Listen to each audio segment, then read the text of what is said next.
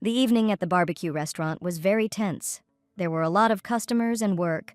Warnings were heard every now and then, sometimes about the meat about to burn, sometimes about a new order. The customers were demanding they needed fast and high-quality service, but they didn't have the patience to wait. The waitress was in a hurry to please all the guests, but she didn't have time. Reaching the back office at the end of her shift, she closed her eyes tiredly and thought that there were too many people today. She was packing trash into large bags and suddenly felt her head spinning. The second employee was watching her. She told the waitress that she had done a good job and could go home, but she objected that she still had time before the next shift came in. She wanted to have time to clean up. She assured her colleague that she could handle it, that she could go home alone, but the colleague thought that Hana was working so much that she could drive herself into the grave. Hana thought she wanted to take a break too, but Rent and Credit had other plans for her. She sat down on the floor in the utility room and put her head in her hands. She had been working day and night for the last few days, and now she felt like her head was about to explode. Suddenly, the phone in her pocket vibrated. Looking at the screen, Hana saw that the last chapter of her favorite novel was coming out today, and she thought that at least something was saving her from the hard, everyday life. She decided that she would first read the update and then close the shift. Suddenly, a red drop fell on the screen of her phone. It seemed to be blood. Hana looked at the screen as a thin trickle of blood appeared from her nose. Blood dripped onto the phone, and Hana's consciousness slowly floated away somewhere. The girl fainted, dropping the phone from her hand. Scarlet drops stained the screen, on which the image of a character from the novel that Hana was reading was frozen. "Help the children," she heard, opening her eyes. "Help them, Selena." "Am I asleep?" she asked herself, clutching her hand on the blanket. She could be late for work. This thought made Hana sit up abruptly. She sat on a luxurious bed and looked completely different from usual. She turned into a fragile blonde with long hair and green eyes. Hana saw before her a richly furnished bedroom with gilded stucco, candles in golden candlesticks, and an exquisitely set table. Hana didn't understand where she was and heard a voice telling her to lie back down. She saw a young dark-haired man and a maid who was handing him a towel. The man looked at Hana and said that she was probably tired after their first night. He said that he would call the servants and maids and turn to some Hans. Hana looked at his back and she had one suspicion. This man looked exactly like the main character of the novel I Stole My Sister's Husband, Killian Seyfried. Hana couldn't believe that she was reborn into the world of this work. It was a yaoi novel with a fairly simple plot. One of the main characters, Sion, Selena's younger brother, admired Killian Seyfried, who was nicknamed the Shield of the Empire. At the birthday party of Selena, his wife, the men met each other. Sion fell hopelessly in love. Killian reciprocated his feelings, but during the passionate scene, Selena caught them. The girl, betrayed by both her brother and her husband, gave in to blind jealousy. She attempted to poison Zion, but was eventually killed by her own husband. Of all the characters in the novel, Hana was lucky enough to be reborn into Selena's body. It simply couldn't have been worse. The girl needed time to cope with the excitement that had overcome her. Killian, still standing next to the bed, turned around and noticed the expression on Selena's face. He asked her what was wrong. Hana hastened to assure that everything was in perfect order. Killian told her to rest. Hana was still trying to come to terms with the idea that she was now Selena. Left alone, she reached the luxurious dressing table and, sitting down in front of the mirror, she dropped her head onto it, exhausted, asking how it happened that all of this was happening for real. Hana cried, begged for it all to be a dream, and tore her hair out in an attempt to wake up. She didn't want to die at the hands of her husband. There was no worse end to it. Raising her head, she looked again into the mirror in which the beautiful Selena was reflected. She looked around her, thinking that she couldn't go back. Perhaps she should have come to terms with and gotten used to life here, which was completely different from Hana's busy days, in which there was a bakery in the morning, tutoring during the day, a barbecue restaurant in the evening, and she worked hard everywhere. Selena was the daughter of a Grand Duke with strong ties to the imperial family. Her husband was a duke of one of the founding houses of the empire, even though that husband had cheated on her with her own brother. Selena was fully provided with money. The reason for her death in the novel was blind jealousy, but Hana will not be jealous of them. Moreover, she is not against such a relationship.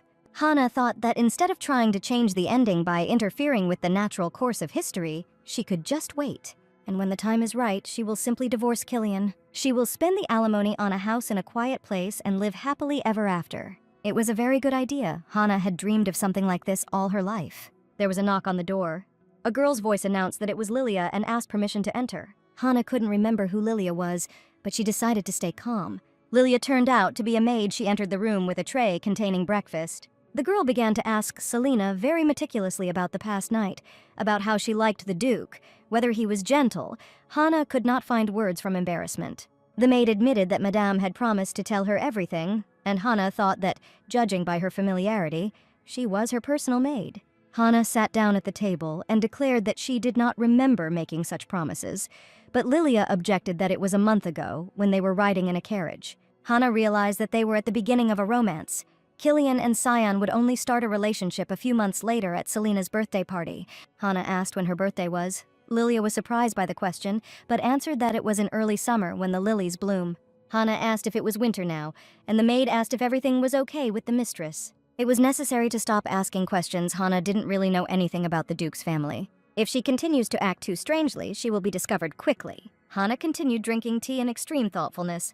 The girl asked Lily with whom she could gossip about high society. The maid thought for a moment, going over the options, and remembered the seamstress, Mrs. Siobhan Robellini.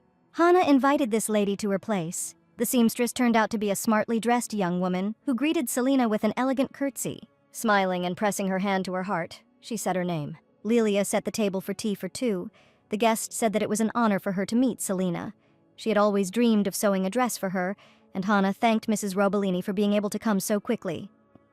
Hana thought that the reason for Siobhan's kindness was the Duke's funds, who had prepared a suitable amount for his wife, and although Killian had not appeared since the wedding night, he turned out to be a really good husband. But divorce was still in the plans for the future. Mrs. Robellini looked out the window and remarked that it must be unusual for Selina to live so far from the capital. Selina replied that it was a little difficult, because she had no one to discuss the latest high society news with, and the people here knew nothing about the latest fashion trends. Siobhan Robellini looked at her interlocutor carefully. She started to say that one rumor immediately came to mind, but stopped in mid-sentence. As if in fear, Siobhan covered her mouth with her hand. She asked for forgiveness and exclaimed that she should not have spoken about him. Selina immediately became interested. She needed to somehow get her guest to talk. She looked down and said that, to be honest, she had been sleeping very poorly these last few days because of this rumor. Siobhan apologized again and clearly wanted to ask something, but she didn't dare. Was the rumor that his lordship had killed his brother's sons really true? She finally decided to say. Hana froze, shocked by these words. Murder, the word shocked her, and she asked her interlocutor what she was talking about. Ms. Robellini said she thought Selina had heard about it. Hana asked her to tell her more, and Siobhan told her the story. Previously, the Seyfried house was the center of attention of all high society. Despite the imperial monster hunt that had been going on for generations, the previous duke had taken an active part in the affairs of the capital. The news of the duchess's pregnancy delighted all the imperial nobility. But one day, a rumor spread that the duchess and the duke had died on the same day, and the duke's younger brother, Killian Seyfried, became the head of the house. The aristocracy of the capital found this fact extremely strange, because everyone knew that the previous duke had recently given birth to twins who were supposed to inherit their father's title and property. However, it was impossible to shed light on the situation, as Killian Seyfried had closed the entrance to his estate.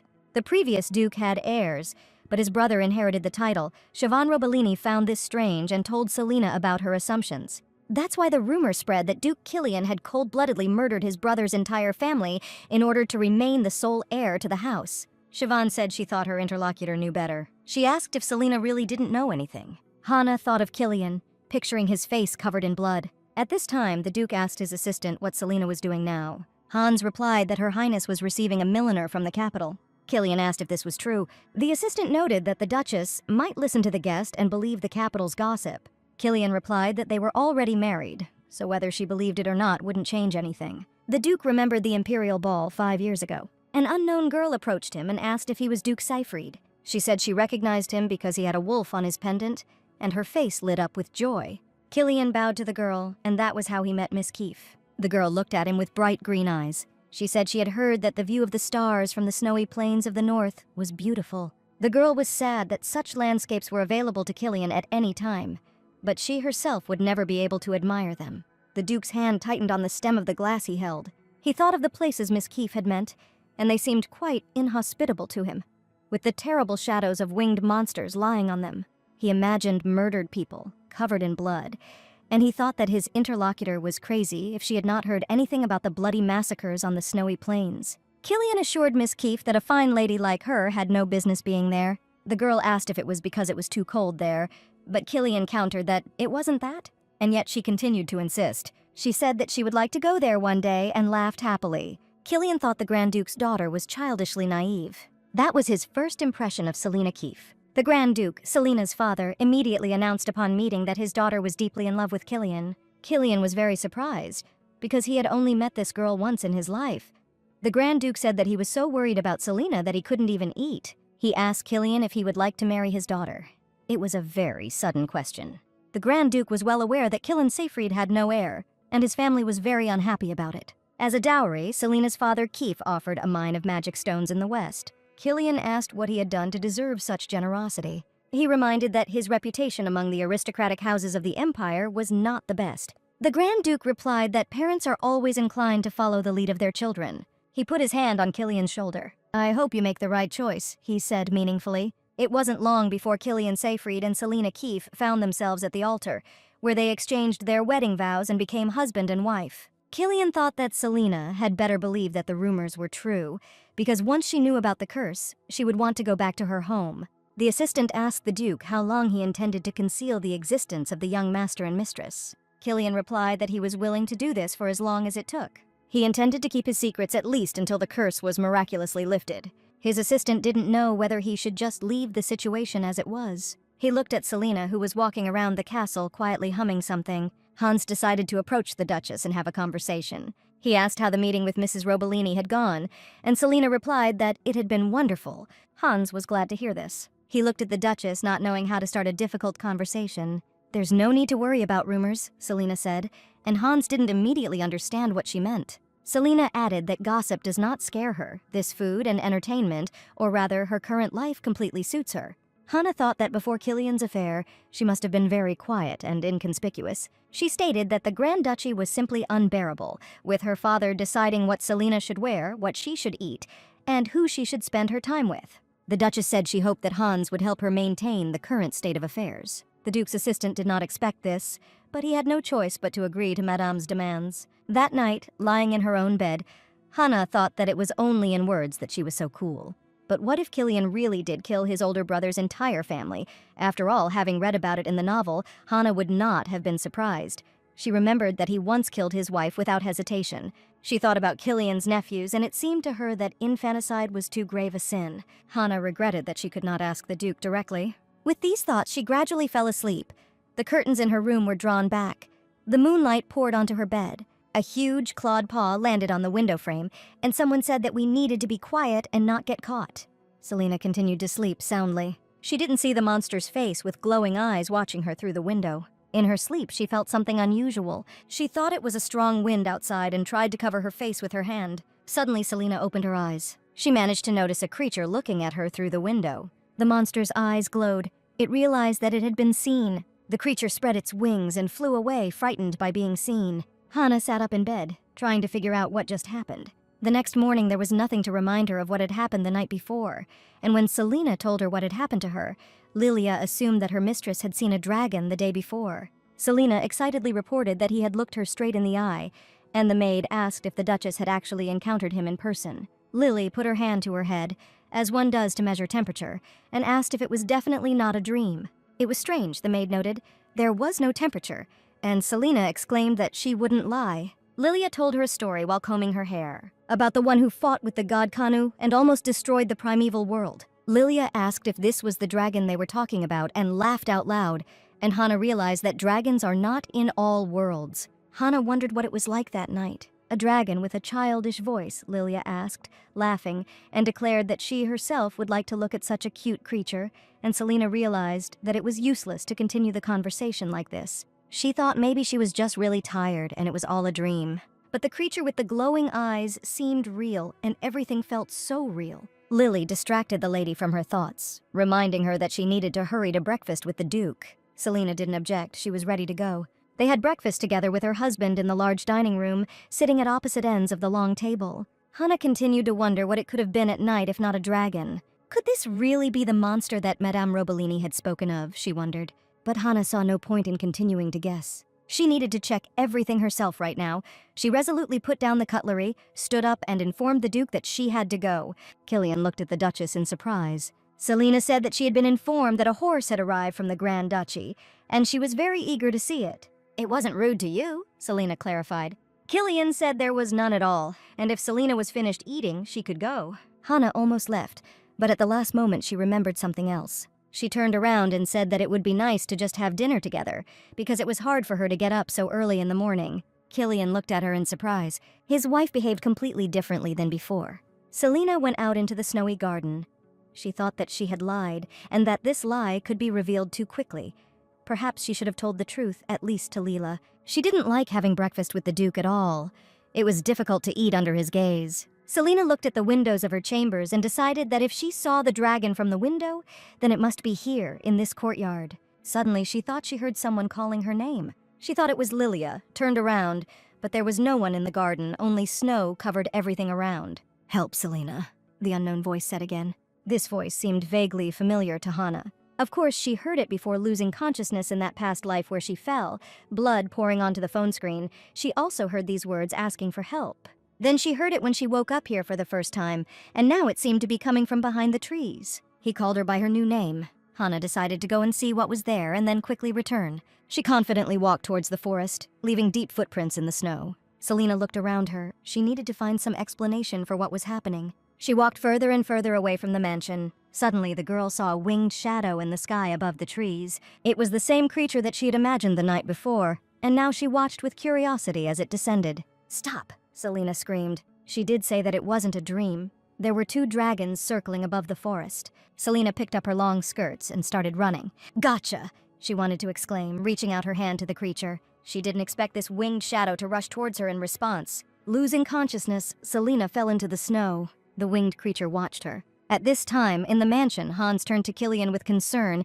He could not find the Duchess anywhere. Killian ordered to look for her in the stables, because his wife said that she was going to look at a horse from the Grand Duchy. The assistant was very surprised to hear these words, because the horse had not yet been brought. Neither the Duke nor Hans knew that Selina had passed out in the forest, quite a distance from home. Hans said that there had been too much snow in the last few days, and the promised horse would be delayed at the Tar's estate, due to the poor road conditions. Killian listened to these words with concern. "Mr. Kramer!"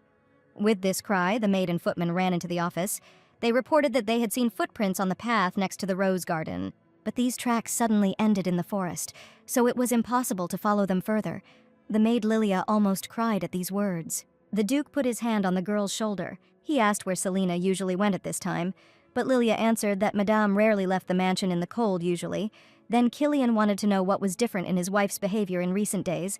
Were there any oddities? Lily thought about it. She didn't know if it could be important. Killian heard with fear that Selina said that she saw a dragon yesterday. Lilia admitted that at first she thought she was just dreaming, but the lady continued to insist that she saw a dragon with a child's voice. Killian didn't listen to the end. He shouted to call the Black Wolves. They were obliged to find Selina. Soon the Duke was already meeting his special detachment. These were the most reliable Black Wolves remaining in the castle, an elite squad of Schwartz Knights. Gabriella Tomer, Zeke Lager, and Håkon Jensen held the rank of brave wolves and were ready to carry out the task of Duke Seyfried. Killian announced that Selina, Duchess of House Seyfried, had been kidnapped by monsters. These were the same monsters that had once stolen the children of Killian's brother, his nephew and niece. It happened 7 years ago on a sunny summer day. 2 men were practicing fencing on the court, and one of them declared that if a boy was born, he would be the one to teach him how to fight with cold weapons. "I really want a nephew," asked his opponent, the man with the scar. "Of course," Killian Seyfried replied happily.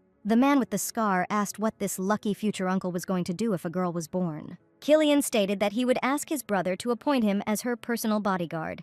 If the girl took after her parents in appearance, then there would be no one more beautiful than her in the entire empire, and this meant that everyone would be hunting for her hand. Killian stated that he would personally select the best groom for his niece. The scarred man knocked the blade out of Killian's hands with a decisive attack. "First, get married yourself," he said with a smile to his disarmed opponent. Killian exclaimed that this was not fair, but the man with the scar only laughed and suggested that they take even more time away from fencing. Hans ran up to them very quickly, calling for his master and Winter. The agitated assistant said that Killian needed to run quickly to the mistress's room. The man with the scar asked Kramer what happened. Instead of answering, all 3 hurried to the Duke's house. "What a disgusting smell," thought the man with the scar. "That's how monsters smell, but where could they come from on the Duke's estate?" Entering the mansion, they saw the bloody bodies of murdered people. "Your Grace," exclaimed the man with the scar. He looked with horror at what was revealed behind the thick curtain. "Sir, do not come near," he ordered Killian and warned him not to enter until he told him to. Killian countered that his brother and sister-in-law were there. "Winter, put down the sword," a quiet voice sounded. This was the voice of the severely wounded Duke, Killian's elder brother. Covered in blood, Kirsten Seyfried was still alive. He extended his hand to his brother. Killian saw a woman on the bed, clutching a bundle of monsters that were making mournful sounds. The woman was exhausted, and Kirsan, pointing at her, ordered his brother to protect the children. Killian couldn't understand why these monsters were crying like children. He couldn't believe that this exhausted old woman was his daughter-in-law. He extended his hand towards Kirsan, who was lying on the floor. Hans didn't let him get closer, just as Killian didn't break free from his strong grip, no matter how much he demanded that he let go. Hans called Winter and shouted that it was unclear when the children would start acting up again. Killian heard the Duke's assistant order the Stone of Purification to be activated. Hans demanded that the man with the scar pull the grief-stricken gentleman out of here. Now, 7 years later, Killian thought he should have dealt with all this back then, but he didn't.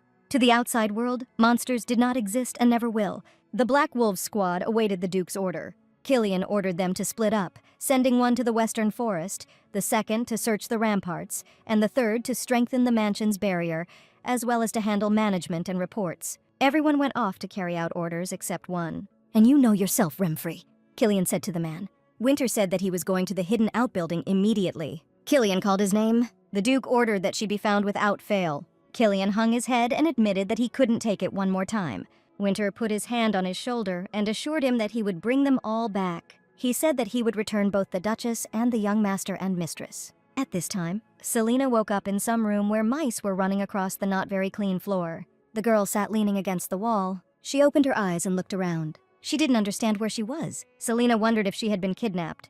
It was good that the rope on her legs was not tied very tightly, and it was possible to slip out of it. At that moment, she heard voices discussing her. One of the invisible interlocutors asked, "What if she died?"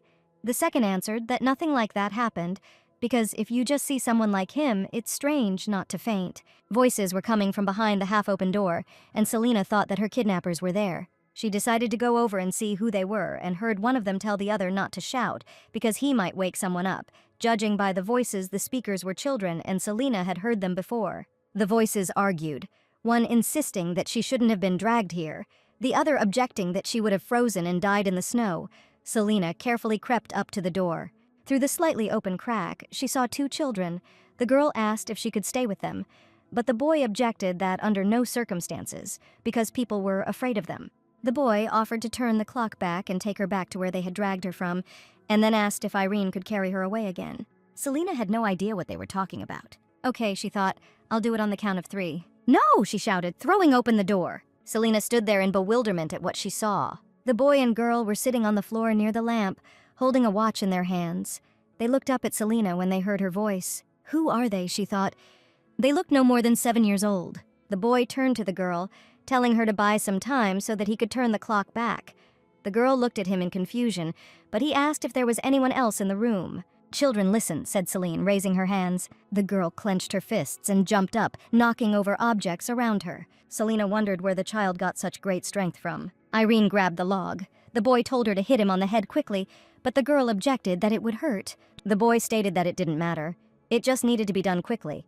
Irene looked at Selina with wide eyes like a log. She said that then she would do it very easily. Irene took a step towards Selina and repeated that she would hit very lightly. Selina raised her hands over both children and screamed that enough was enough. She suggested that they first discuss what was happening, and then said that she would do whatever they asked. The boy told Selina to stand still, close her eyes, and not open them. The girl obediently followed these instructions, but she wanted to understand why this was necessary. Maybe the children didn't want to show her something, but they were no more than 7 years old. What serious things could they be hiding? "Now," said the boy, but did not have time to finish. Selina sighed loudly and bitterly. She said that she already thought she had found friends. The children looked at her with incomprehension. "Friends?" Irene asked again and smiled. But the boy did not look happy and even raised his hand in a warning gesture. Irene said that it was very boring here. They were sitting in this house without leaving, where there was no one to even talk to. The boy reminded that people were afraid of them, and asked how many times he had to repeat this. "Ari, see for yourself," said the girl. "It looks like he's afraid," Irene asked, pointing at Selina, who still stood there with her eyes closed. Now the girl decided to open them after all. She smiled at the children and said that her name was Selena. Irene and Ari also told her their names, the boy with obvious reluctance, but the girl with joy. Selena asked Irene if she would like to play. The girl responded to this proposal with enthusiasm, causing her brother's annoyance, and Selena's hope that during the game, she would be able to talk and persuade the children to tell her where the exit was. Selena suggested playing hide and seek. At this time, a man with a scar named Winter was examining the surroundings of one special building on the estate. He opened the door, noting that no one had broken in from outside. There was a blonde woman lying on the floor in the room. She was alive, just sleeping very soundly. Winter took the leaves that were completely covered with the sleeping woman.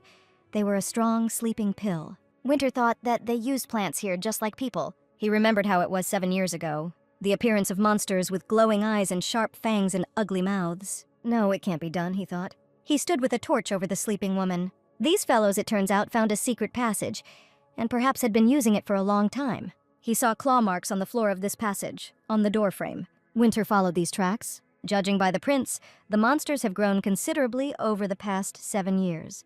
The stone of purification that Winter had brought with him in his bag was no longer enough to handle it. Suddenly he heard someone scream. "Your Highness!" Winter called out, rushing towards the sound of the voice. Selena, who was running somewhere, suddenly stumbled and was surprised to hear someone addressing her as Madame. Winter stepped towards the Duchess and extended his hand to her.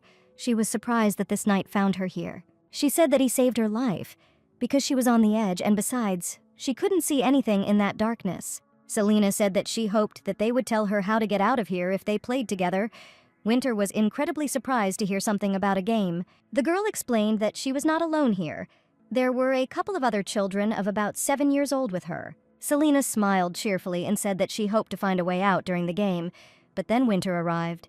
The man looked at her cheerful face and didn't know how to explain it to her. Finally, he told her that there was no one else here. Selena asked what he meant, but Winter said he would explain it later. He took the Duchess by the hand and announced that they first needed to get out of here as quickly as possible. The monsters appeared out of the darkness suddenly, ready to attack. Winter turned around, realizing that he and the Duchess had not managed to leave in time. He drew his sword and told the woman to hold on to him, but she cried out for him to stop.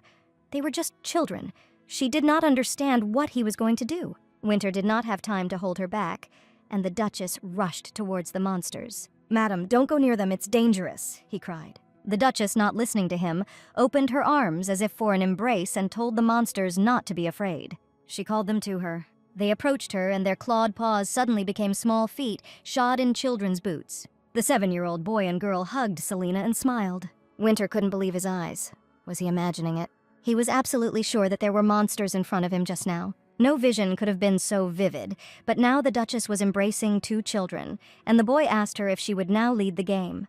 The girl turned to Winter. The man bowed and stated his name and position, Captain of the Knights of Seyfried. "At your service, sir, madam," he said, kneeling before these children and pressing his hand to his heart. Selena looked at Winter in surprise. What Winter had just said gave her an idea. Selena asked if these children were Killian's missing nephews. Winter confirmed her suspicion. He was absolutely sure of it. The knight looked at the children very excitedly. They were very similar to their parents, whom the knight remembered as beautiful and happy. Selena looked at the children and thought that they really did look a little like Killian. Ari especially looked like the Duke. The boy had the same thick dark eyebrows, raised jaw, and even that slightly arrogant look. But of course, it seemed to Selena that Ari was much nicer than her husband. Winter asked if the Duchess really hadn't seen any monsters at all, but she was only surprised by the question, since there were only children there. Winter had to admit that Selena had performed a miracle. The girl continued to hug the children. She did not understand anything because she had done nothing. Winter said that he saw everything exactly. As soon as Selena hugged them, the children stopped being monsters. Selena asked if she understood correctly that before her embrace they were monsters, and after they turned into children. She found it strange that the boys were generally seen as monsters. She asked Winter what these monsters looked like. The knight described dark beasts with bat wings, a lizard-like tail, a reptilian body, and the claws of a bird of prey. Selena immediately thought that this description was familiar to her. It looked like a dragon. This meant that she saw Irene or Ari outside the window that night. Winter said he was very glad the Duchess was okay. Selena asked him to forgive her for making her worry. Winter said he would look for a way out, but it would be difficult in this darkness. Irene raised her hand and addressed Selena. Winter and Selena looked at the girl. Irene said that she knew where the exit was and offered Selena her hand to lead her in the right direction. The girl warned that we should be careful because it was dark there. One by one, they climbed out through the secret passage that Winter had used to get in. Selina saw a woman lying on the floor and asked in fear what was wrong with her. She wanted to make sure the stranger was okay, but she was told not to worry because the woman was asleep because of the sleeping herb.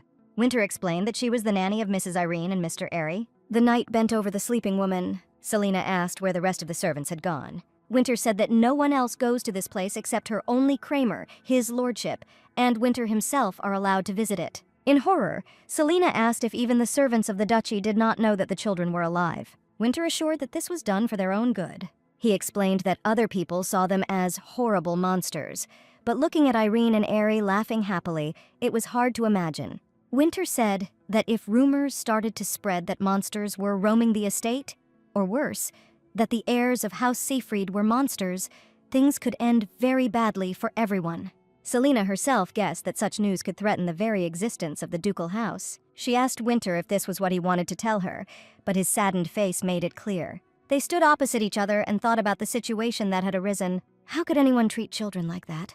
Selina thought.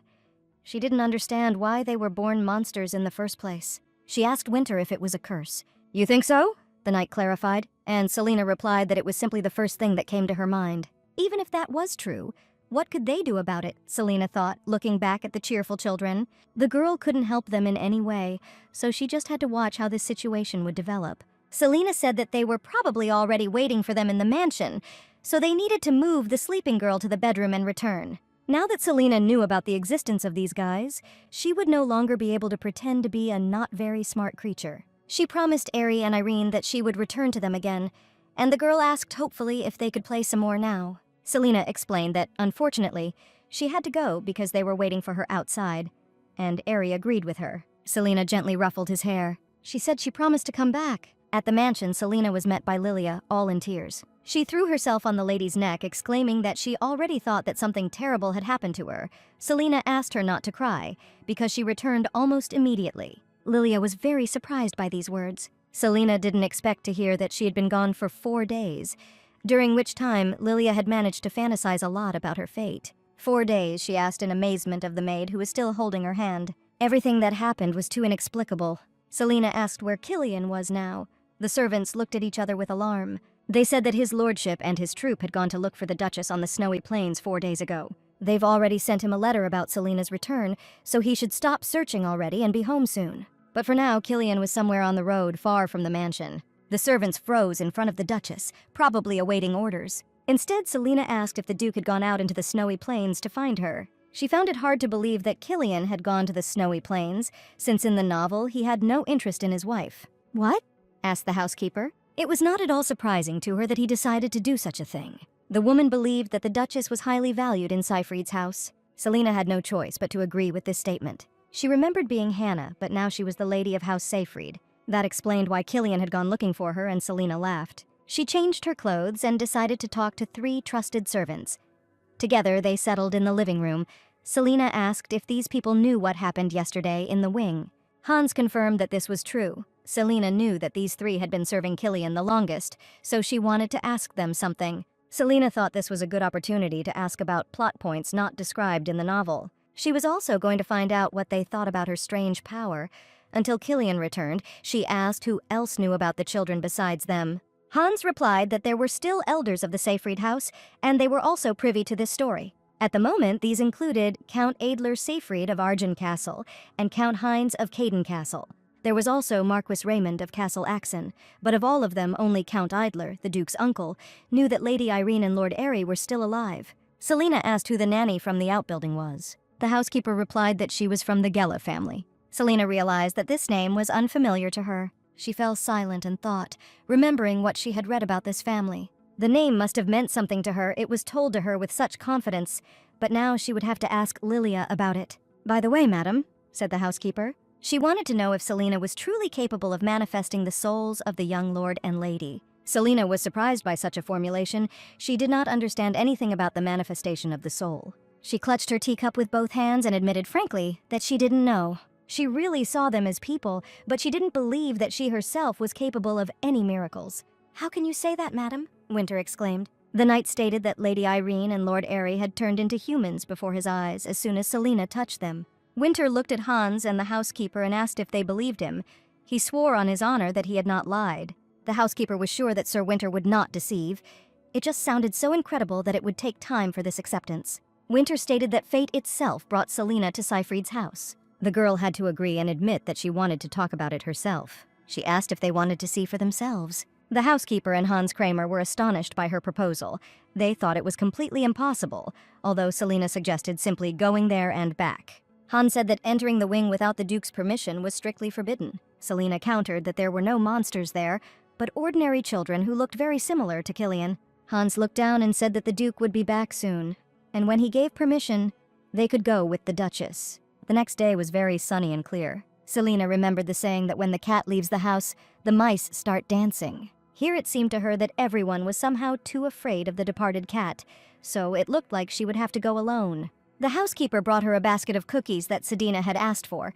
They were baked in the morning. Selina thanked the woman. She already knew that her name was Anna. Anna asked if this treat was intended for children. Selina agreed and expressed hope that they would like it. Selina opened the basket with a happy smile and looked inside. Irene and Ari will definitely love some of the various cookies. Winter approached the women and asked if the Duchess was going to the outbuilding. Selina confirmed this, because she had promised the children and did not want to disappoint them.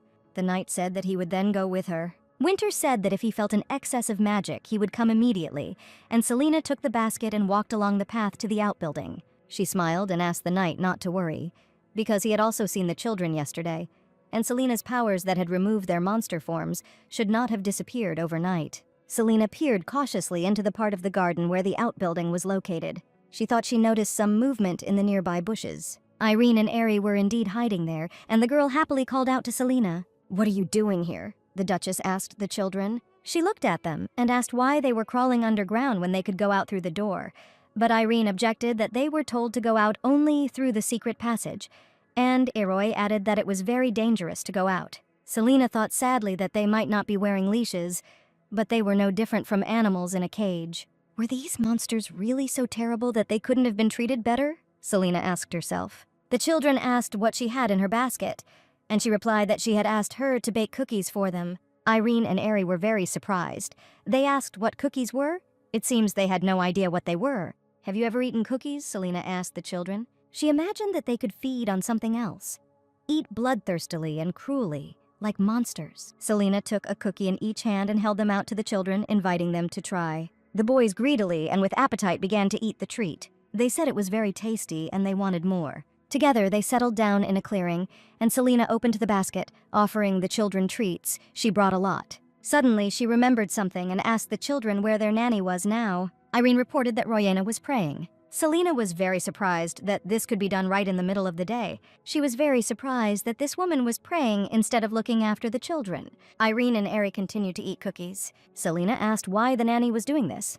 Irene replied that she didn't know, and Ari clarified that they had already asked, but she wasn't answering them. Selina thought that this Royena was the only nanny for the children, so she needed to take better care of the boys. Irene called out to her, distracting her from her thoughts. The girl looked sadly at Selina and even grabbed the hem of her dress. She asked not to tell Royena that they had gone outside. "Why?" Selina asked, thinking that perhaps the children would be punished for this. "No, they won't punish me," Irene answered and hesitated, not knowing how to explain. Ari said that Royena would start crying, apologizing, and also being afraid of them. Selina was surprised that the nanny would not only cry, but also be afraid of her charges. Irene looked at her and asked hopefully if she would come again tomorrow.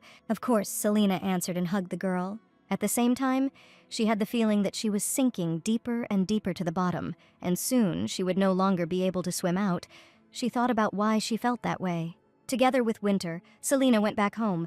The knight said that, even though he had seen it before, he was still amazed at how the young master transformed from a monster into a man. Winter stated that the Duchess was undoubtedly sent by fate itself to save Seyfried's house.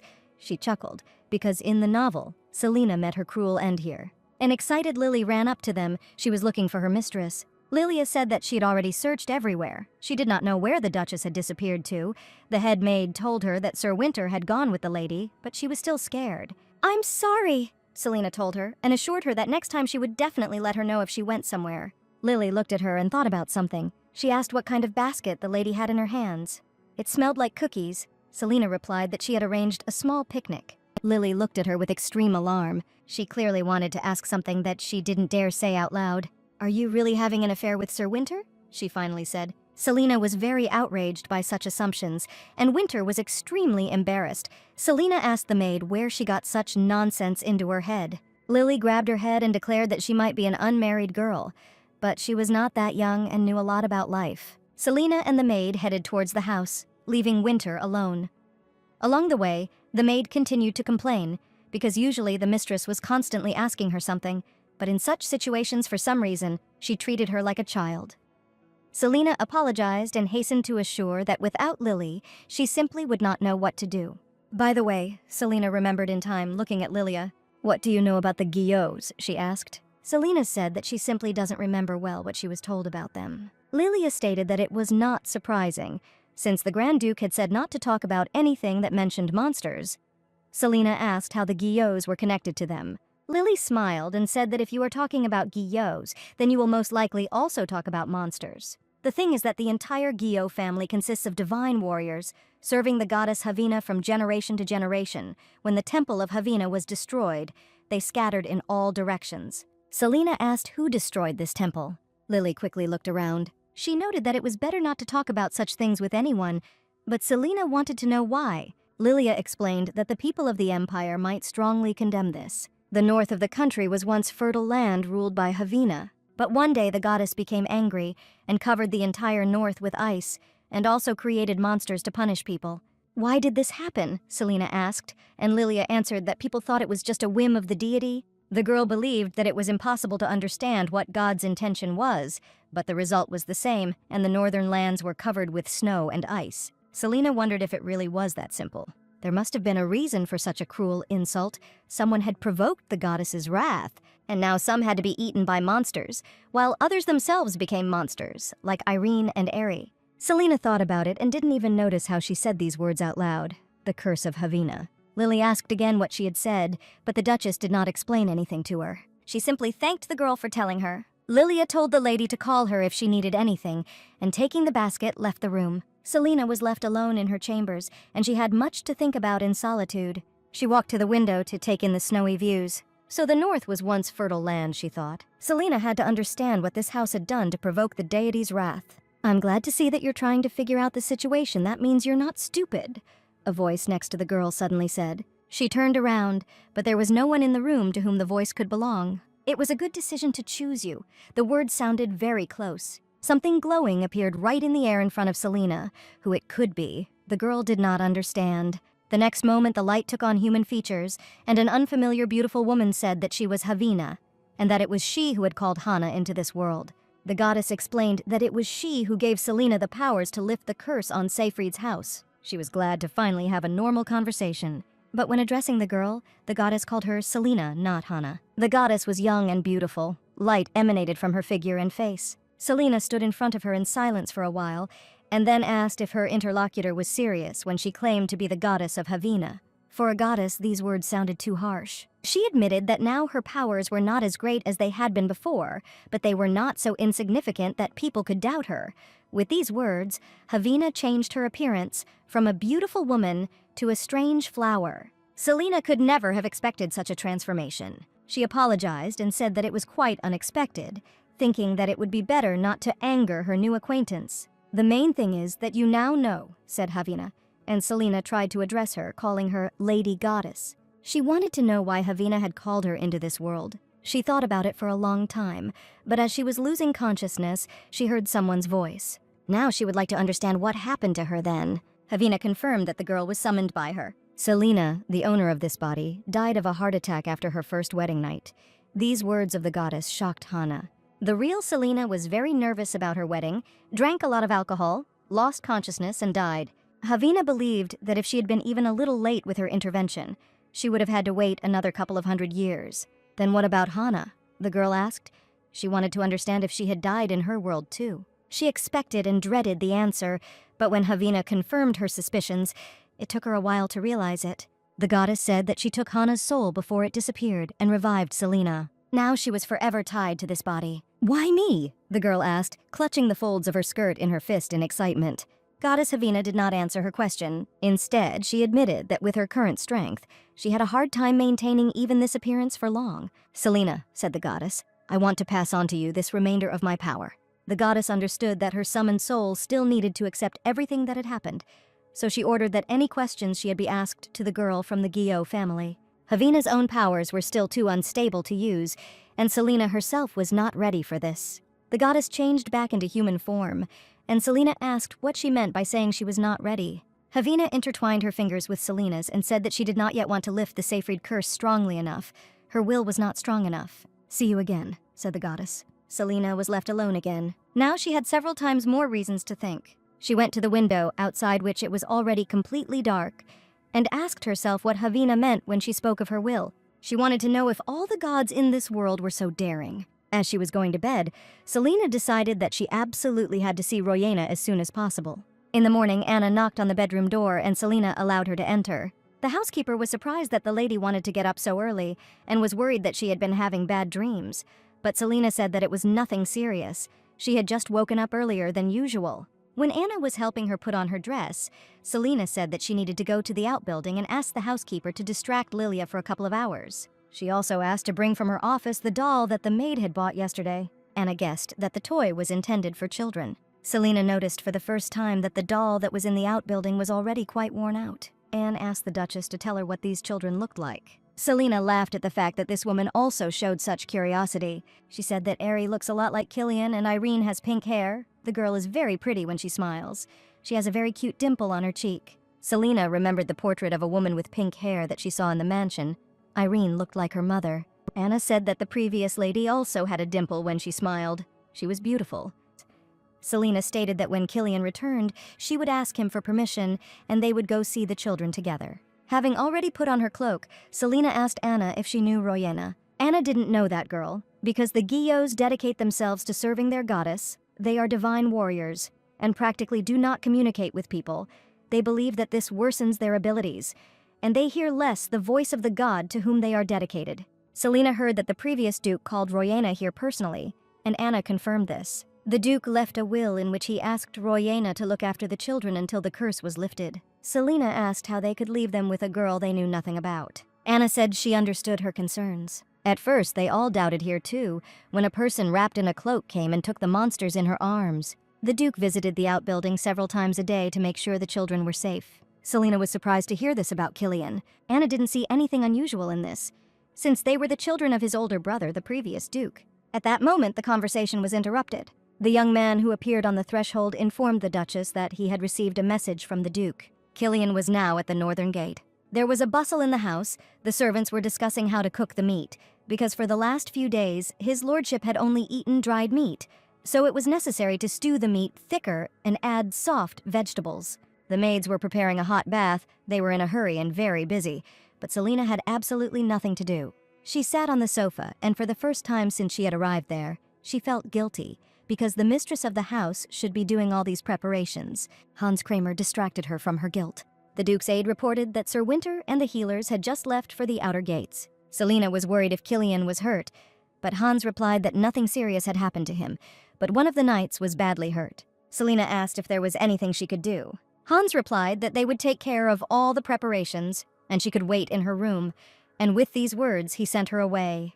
Hans Kramer had already been called over with some urgent question, so he wished the Duchess a good rest and left her. Looking around at the commotion that reigned everywhere, Selena went up to her chambers. She thought that Killian had suffered because of her reckless behavior. Hans, of course, assured that the Duke was not seriously injured, but it didn't matter much to Selena. She went to her room and resolutely stopped self-flagellation, which could not fix anything anyway. Suddenly, Selena noticed a strange sound. She turned her head in the direction it was coming from. It was like a window had broken. She thought that these couldn't be children.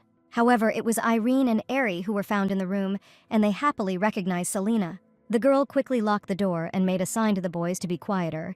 She said that she herself promised to come to visit them. Irene countered that it must be hard for Selena to come all the time, so now it was their turn. The girl admitted that she was very bored waiting. Ari said that he tried to keep her, but he failed. Irene told her brother, offended, that he also wanted to come here himself. Selena listened to them, covering her face with her hand out of excitement. She asked how the children got in there. The children didn't understand what surprised her so much. Eri said that they did it with the help of wings. This surprised Selena. Sir Winter told her that to him children looked like monsters. She understood that they seemed the same to other people, and children could be seen flying towards the mansion. And of course, people saw the broken window into the Duchess's room and the aura of monsters over that place. Selena and the children heard voices outside, people calling for guards to come to her ladyship's chambers. Irene was clearly afraid that people would come here and find out what had happened. At this time, the servants of the mansion greeted the returning owner in the courtyard. Killian was glad that they brought healers to meet him. Kakin was wounded and needed immediate attention. Winter asked the Duke what happened. Killian explained that they were ambushed while searching for the Temple of Havina. Temple of Havana? Winter asked again. Killian said that a stone column fell on Hakin and no one could stop it. Winter said it was good that the Duke himself was okay. Killian asked about Selena, if she returned safely. Winter assured that the Duchess was as safe as when her husband last saw her. Killian assumed she was just lucky not to run into them. He admitted that he was very scared for her. Killian asked Winter if Selena had accidentally said why she had entered the underpass in the first place. The knight replied that she claimed to have gone there out of curiosity. The Duke was surprised by this occasion, but Winter explained that the estate was very large, and it all happened by chance. Remfrey, Killian said meaningfully, looking the knight in the eyes. He told Winter not to try to deceive him. Killian noticed that the knight was hiding something and wanted to know what it was. Winter remembered the monster in the tunnel. Then he thought about how the monsters turned into children as soon as the Duchess touched them. The dragons the Duchess saw were indeed the young lord and lady. Killian looked at the snowy landscape around him. Winter said the Duchess did not know what the children looked like. Killian asked if the children had escaped from the outbuilding and come to Selena. Yes, that's right, said Winter. Killian spurred his horse. Winter didn't have time to say anything. The knight was also unable to restrain the Duke or explain anything. Winter shouted after them that the Duchess had a power that prevented children from harming her. He had seen with his own eyes how their monsters became ordinary children. Killian couldn't bring himself to believe such nonsense, so he hurried away. For hundreds of years, not a single Seyfried had found a way to lift the curse. Not even his older brother. How could the daughter of the Grand Duke, not even related to the cursed family by blood, be able to do something about it? Because she was an ordinary young girl who did not even know who monsters were. The Duke knew that this was impossible. The curse could not be lifted so easily. At this time, Selena stood, hugging the children to her, while from behind the door they asked her to open the lock, but she replied that everything was fine. Everyone should calm down. Hans Kramer continued to knock. He felt the aura of the monsters, and therefore did not believe that everything could be good. Hans ordered to call the knights for help. Selena understood that she would not be able to keep the door closed for long. She decided to barricade herself and resolutely pulled the table towards the door. The vase of roses fell onto the floor and shattered into pieces. The children began to help Selena move the furniture. Someone asked if Madame was hurt, but the girl assured that everything was fine. Then Selena pulled the thick curtains over the window. The children watched all these precautions with alarm. Selena told them not to be afraid because everything would be fine because she was with them. She knew that Hans and Anna weren't a threat, but if Killian found out that the kids had come out of hiding without his permission, he would be very angry. "If you don't open the door, we'll have to break it down." Hans's voice came from the corridor. Selena shouted out firmly that if they even tried to do that, they would never set foot on the estate again. Almost all the servants of the estate crowded in front of the door of the Duchess's chambers. There was a temporary lull, and Selena thought with relief that they had finally calmed down. Selena asked Hans where Killian was now. Kramer replied that the Duke had only recently received the message. "What's going on here?" said a thunderous voice. The Duke approached the door and said that he felt the aura of monsters from the room and did not understand why no one had entered there yet. They explained to him that the Duchess was threatening them, but Killian did not consider this a sufficient reason to put Selena in danger. He ordered everyone to step aside and was about to enter the room himself. Irene was very alarmed by what she heard from behind the door. "Eri, did you hear?" the girl asked her brother. "This is Killian," she said. "Killian has arrived," Irene repeated, her eyes glowing red. Selena extended her hands to the girl, wanting to calm her down. "Don't come any closer," Irene shouted, but Selena touched her hands anyway. Irene pulled away abruptly and said that she couldn't be approached now. Selena noticed that the girl's golden eyes had turned red. The girl was clearly trying to control herself. This could be what Remfrey Winter was talking about. Selena asked the knight what it was. Winter explained to her about the purifying stones which absorbed the aura of monsters. The aura of the monsters and the magical power of the people were similar. Both were depleted if they were manifested or if their owner became enraged. Selena noted that she had never seen Irene or use their powers before. Winter replied that this precaution was needed not so much against the deliberate use of force, but in case of rage. Selena asked what happened when children were angry. Winter tried to explain to her, but it was a difficult task because to the Duchess, they looked like normal children. The knight said that in such a state, at the very least, children's eyes turn red. Irene's eyes were now completely red, and her pupils had narrowed to a tiny point. The girl looked completely out of her mind. Harry tried to hug and comfort her sister, but he too was distracted by Selena's presence nearby. "Irene, no need," he tried to persuade the girl hopelessly. "Ah," Harry suddenly cried out, and Selena rushed towards him worriedly. The girl had absolutely no idea what she should do in such a situation. Her hand, extended towards the boy, was trembling. Selena saw that something very bad was happening. She felt how bad it was for the children, but she did not understand what she could do to help them. The voices from behind the door continued to call her. Now they were joined by the voice of her husband, who ordered them to open the door immediately. Killian couldn't understand why. Despite the sinister aura, Selena continued to think that his nephews were just children. Irene doubled over at the sound of his voice and tried to cover her ears with her hands. Killian screamed that Selena was very wrong. He couldn't see how his words affected the girl. "Get away!" Irene screamed at Selena, sinking to the floor. For the first time in all the time Selena had known these guys, she saw a huge bat-like wing that spread out from Irene's back. Harry tried to shout to his sister in horror, but the transformation process had already begun. Selena wanted to rush to the boy. Harry's eyes also turned red. He was trembling and ordered not to come close to him. Selena realized that Irene's rage had affected her brother as well. Harry fell heavily on the floor with his palms, and the stone tiles cracked under his palms. The boy couldn't help but sigh heavily. Selena took a step towards him, but he forbade her to do so. A few moments later, instead of Harry, Selena saw a dragon who turned towards her, forcefully pronouncing her name with his bared mouth. He told her to run away from here. Selena looked in horror at the creatures that both children had turned into. She stood in this locked room, filled with the heavy aura of monsters. Selena had to figure out what to do. After all, if she leaves the situation as it was, then both children will face the death that was written about in the novel. At that moment, the girl heard Kavina's voice, felt her hand lying on her shoulder. The goddess seemed to be standing behind her and telling her to simply hug the children. Selena tried to appeal to the goddess. Kavina's hand touched her palm. The goddess reminded her that her divine power flowed within Selena. Kavina told her not to be afraid, and her support helped Selena stand in front of the monsters and boldly look at them.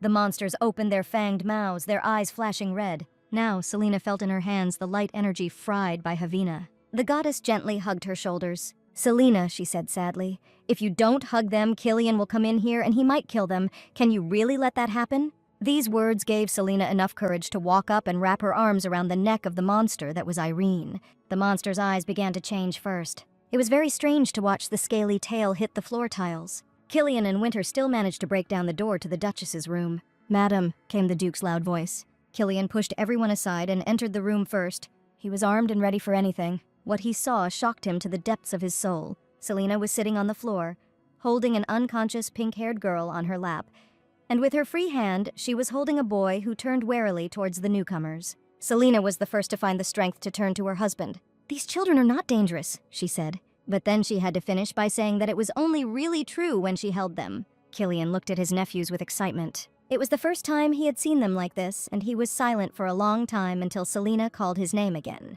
The Duke gently touched the pink-haired girl's face and remembered the words of his brother, who left his children in his care. The brother was dying. He said that he and his wife suffered because of the children, but he still did not stop loving them. Killian remembered those parting words well.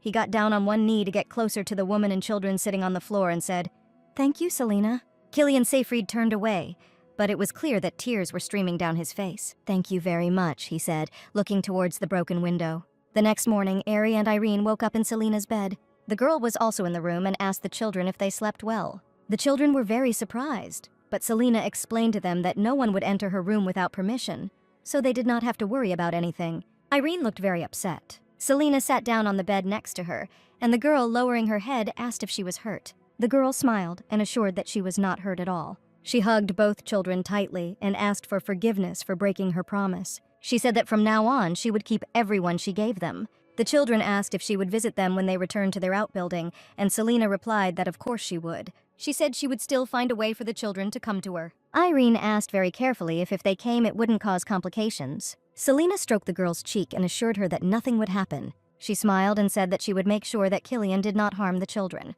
She knew the children were sure Killian wanted to hurt them, because his name alone scared them terribly, and Selena didn't want them to go through that fear again. At that moment, there was a knock on the door. Selena and Irene looked in that direction. It was Anna. The housekeeper announced that breakfast was ready, and Selena said that everything was fine. She would go get it, while the children tried to hide under the blanket.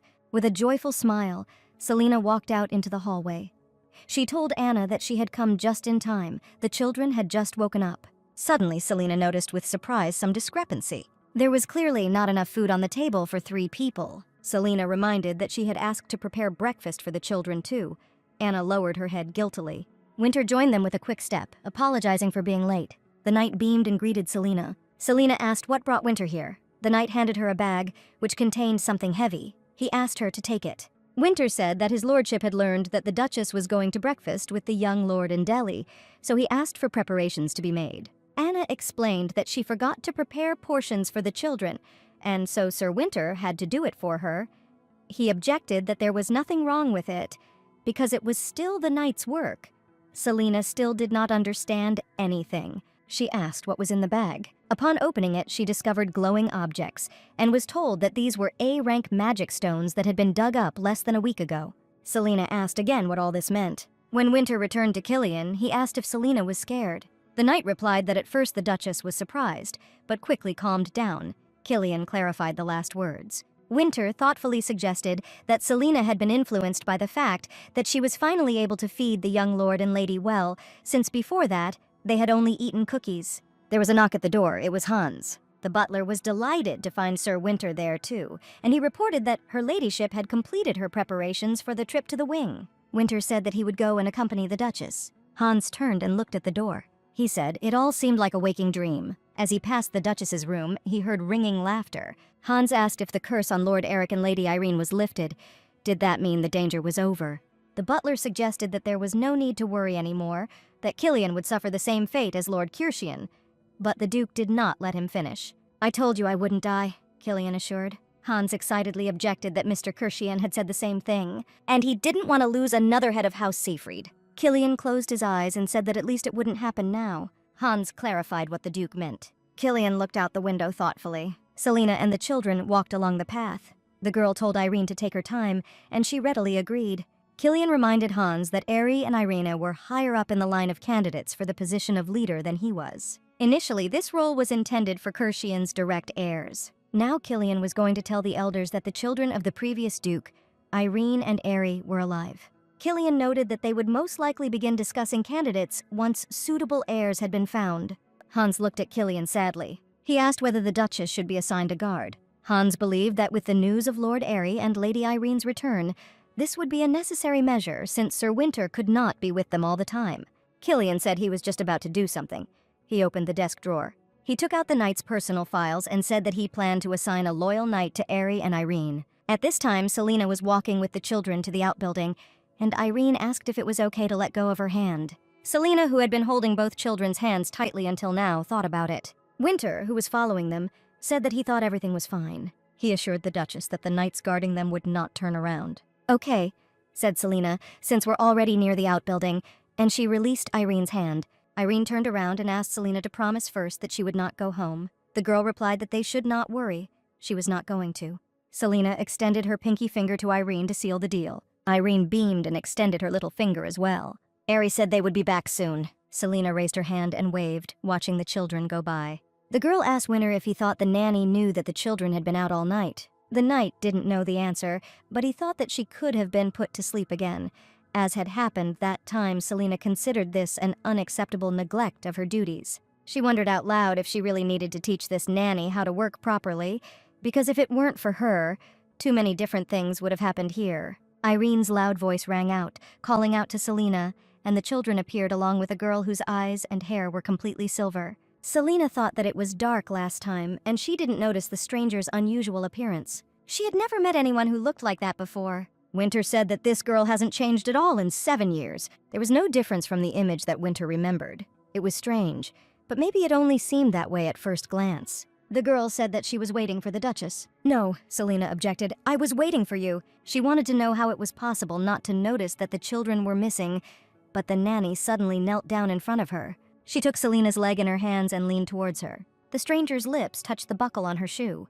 "You don't need to do this," Selena muttered, confused. Without looking up, the girl said that the goddess was waiting for her. Selena was very surprised to hear this. The girl stood up and asked to follow her. Selena looked at her in confusion. The door opened in front of them and they walked inside. Selena left the children with Remfrey. He was worried about her too, but she was sure that the stranger would not harm her. They passed by the rooms of the outbuilding that Celine already knew. Perhaps she was leading Celine to her room. The girl opened another door for Selena. With a bow, she announced that we needed to come here. Selena asked if she wanted to go in alone, and the girl bowed and confirmed it. Selena stepped over the threshold with determination. She had expected it to be a more interesting room since it was used for worship, but the decor was quite ordinary. It was just a room with a bed, a table, and chairs. Suddenly, Selena's attention was drawn to an unusual object. A small statue of a winged deity from which a glow emanated stood on a shelf. It was a figurine of Havina, and Selena picked it up to examine it more closely. She thought that she had never seen anyone with that eye color before. The fact that they were completely identical could have been a coincidence. Or it could have been something more. "Hello again," came the voice, and Selena dropped the statuette in surprise. The statuette fell onto the floorboards, a green glow streaming from it. "Be gentle with me," said the goddess Havina, taking on her true form. Selena replied that the goddess had no need to frighten her. She looked at Kavina with wide eyes. The goddess hugged her and said that she was glad that the girl had exceeded all her expectations. Selena replied, confused, that she was just doing what Havina told her to do. She remembered that the goddess had told her what to do in that situation. Selena asked if Havina had called her here because she knew something like this would happen. Havina confirmed her guess, but Selena said that if the goddess just needed a body, then she could give powers to someone else. Havina explained that they needed a person whose magical powers would not reject her divine ones. All the inhabitants of the Grand Duchy, of which Selena was a part, did not have any magic in their bodies. As a result, they decided to compensate for this deficiency artificially. They began to mine magic stones before all other states, and through this, they acquired wealth and power. Selena listened to the goddess's story with alarm. She suspected that this was not the only reason and told Kavina about her suspicions. The goddess looked at her carefully. She recalled the wedding between Duke Seyfried and the real Selena, and said that she needed someone who loved the Duke and was not going to leave him. "That was the last condition," said Havina, holding out her hands to Selena. Selena replied that she had already told the goddess that she was not ready for all this. The girl said that for some reason she felt like Kavina was not telling her something very important. She stood in front of the goddess and asked her firmly if she was right. Havina lowered her head and looked away. This alarmed Selena. She wanted to know why the goddess was simply silent. Selena felt very uneasy. She hoped that she had not made things worse for herself with her behavior. "Don't be afraid," said Havina, holding out her hands to her again. The goddess squeezed both of her hands in hers and said that if Selena fully accepted her powers, she would be able to use them whenever she wanted and would be able to easily prevent the children from going wild. Both interlocutors froze opposite each other. Selena thought for a moment, searching for the right words to respond. She asked if the children had become like this because of Havina's curse. "And now you want to fix everything!" Selena screamed. "Shame on you!" She accused Kavina of wanting to take over her body. Kavina replied that she herself understood perfectly well that she was shameless. The goddess said that she broke the seal, even though it cost her most of her powers, but she did it because she truly wanted to correct her mistakes. Selena told Havina to lift the curse right now. The goddess replied that the curse could not be lifted, but she did not look at her interlocutor. "Monsters will always exist," said Havina. "Their aura cannot be removed from the Seyfried family's blood." Selena thought about Irene and Ari, who were victims of this curse. Selena said that up until this very moment, Havina had simply ignored the suffering of the damned, and now she wanted to use her body to get rid of her guilt. The girl resolutely turned away from the goddess and told her to look for someone else, because she saw no reason to help someone who could not even be honest and did not know how to correct her own mistake. Selena headed towards the exit of the room, but Havina tried to hold her back. She said that she was ready to plunge into eternal sleep. All her strength, power, she would give Selena everything to the last drop. The goddess assured that she did not need a body if the children stopped suffering from her past mistake. Standing in front of the door, Selena stated that Havina should have thought about this before cursing them. The girl believed that Kavina had made a mistake, so she had to deal with its consequences. Havina was extremely agitated. She exclaimed that it was wrong to do so, but Selena asked why. The girl had no intention of helping such an arrogant goddess who had given in to pride. Havina was not going to give in. She said that if Selena refused, she had something to answer with. These words stopped Selena from crossing the threshold. She wanted to understand what was going on. Havina used her magical powers to force Selena to return, stating that the girl was only alive thanks to her divine energy. As Selena fell to the floor, Havina added that without her powers, she would simply die. Selena felt like she was falling into an abyss full of darkness. Havina's voice sounded, repeating that she was alive only because of her divine powers, so she would die if she did not do what the goddess told her. Selena closed her eyes and passed out. She heard someone call out to her, calling her madam. Selena opened her eyes. She was lying in bed. Sir Winter and Lily were leaning over her. She sat up in bed and asked what happened. Winter was glad that she finally woke up. Winter said that Royena called him with despair in her eyes, so he immediately went after her, and when he arrived, he found the Duchess lying unconscious on the floor. Selena asked what happened anyway. She assumed that she was simply too tired from running back and forth between the main building and the outbuilding. Winter said that Selena should rest for a few days, but she countered that she was fine. She couldn't afford to stay home and not see Ari and Irene.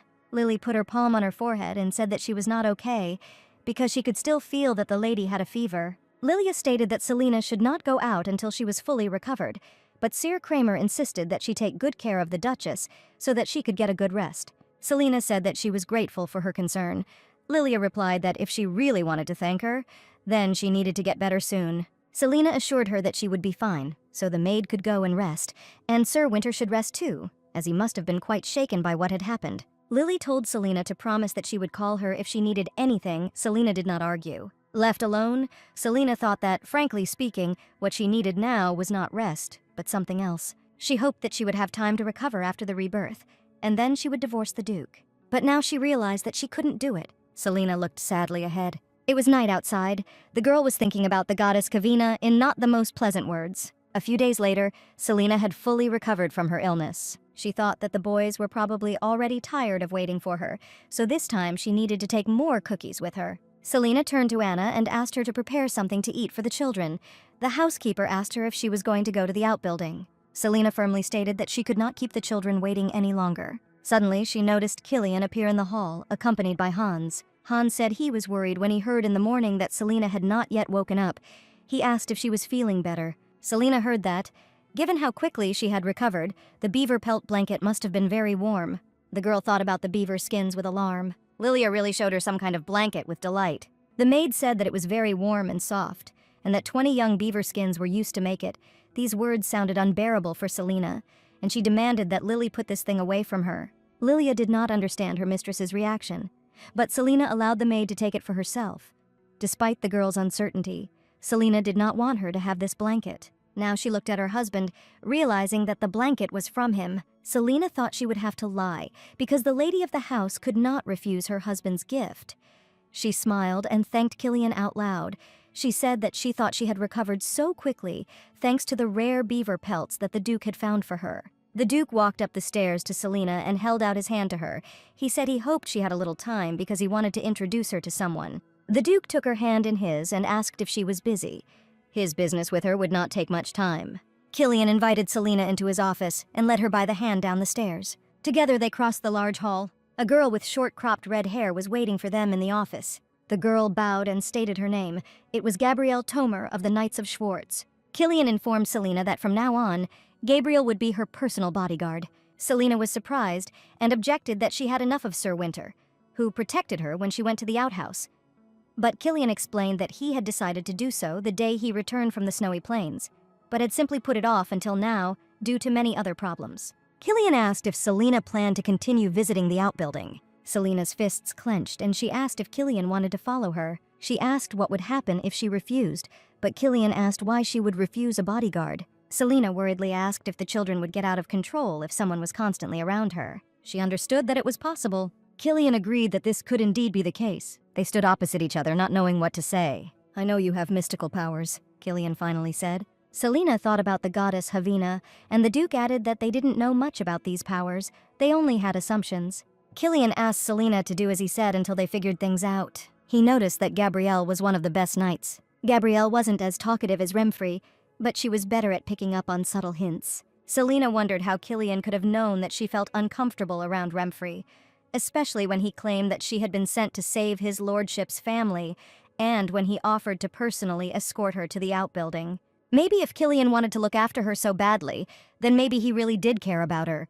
The Duke said that if Gabriel did not please Selena, he could find another knight. But instead of refusing him right now, Selena decided to do otherwise.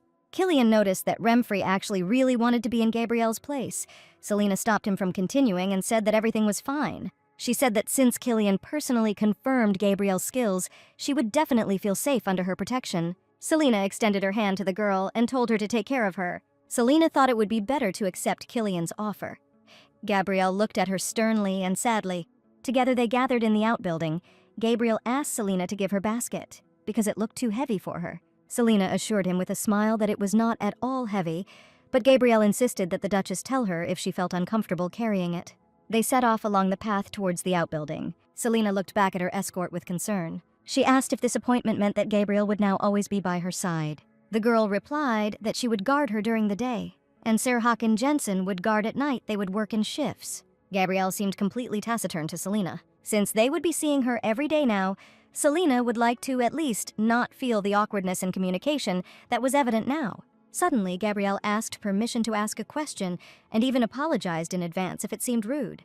The night girl wanted to know what was on Selena's mind. Selena didn't quite understand the question, so she asked again if Gabriel meant children. The girl wanted to know if Selena could lift the curse from them with her powers. Selena honestly admitted that she couldn't be sure about this. Gabrielle smiled and said she was glad to hear that. This answer surprised Selena. She said it sounded inappropriate and rude.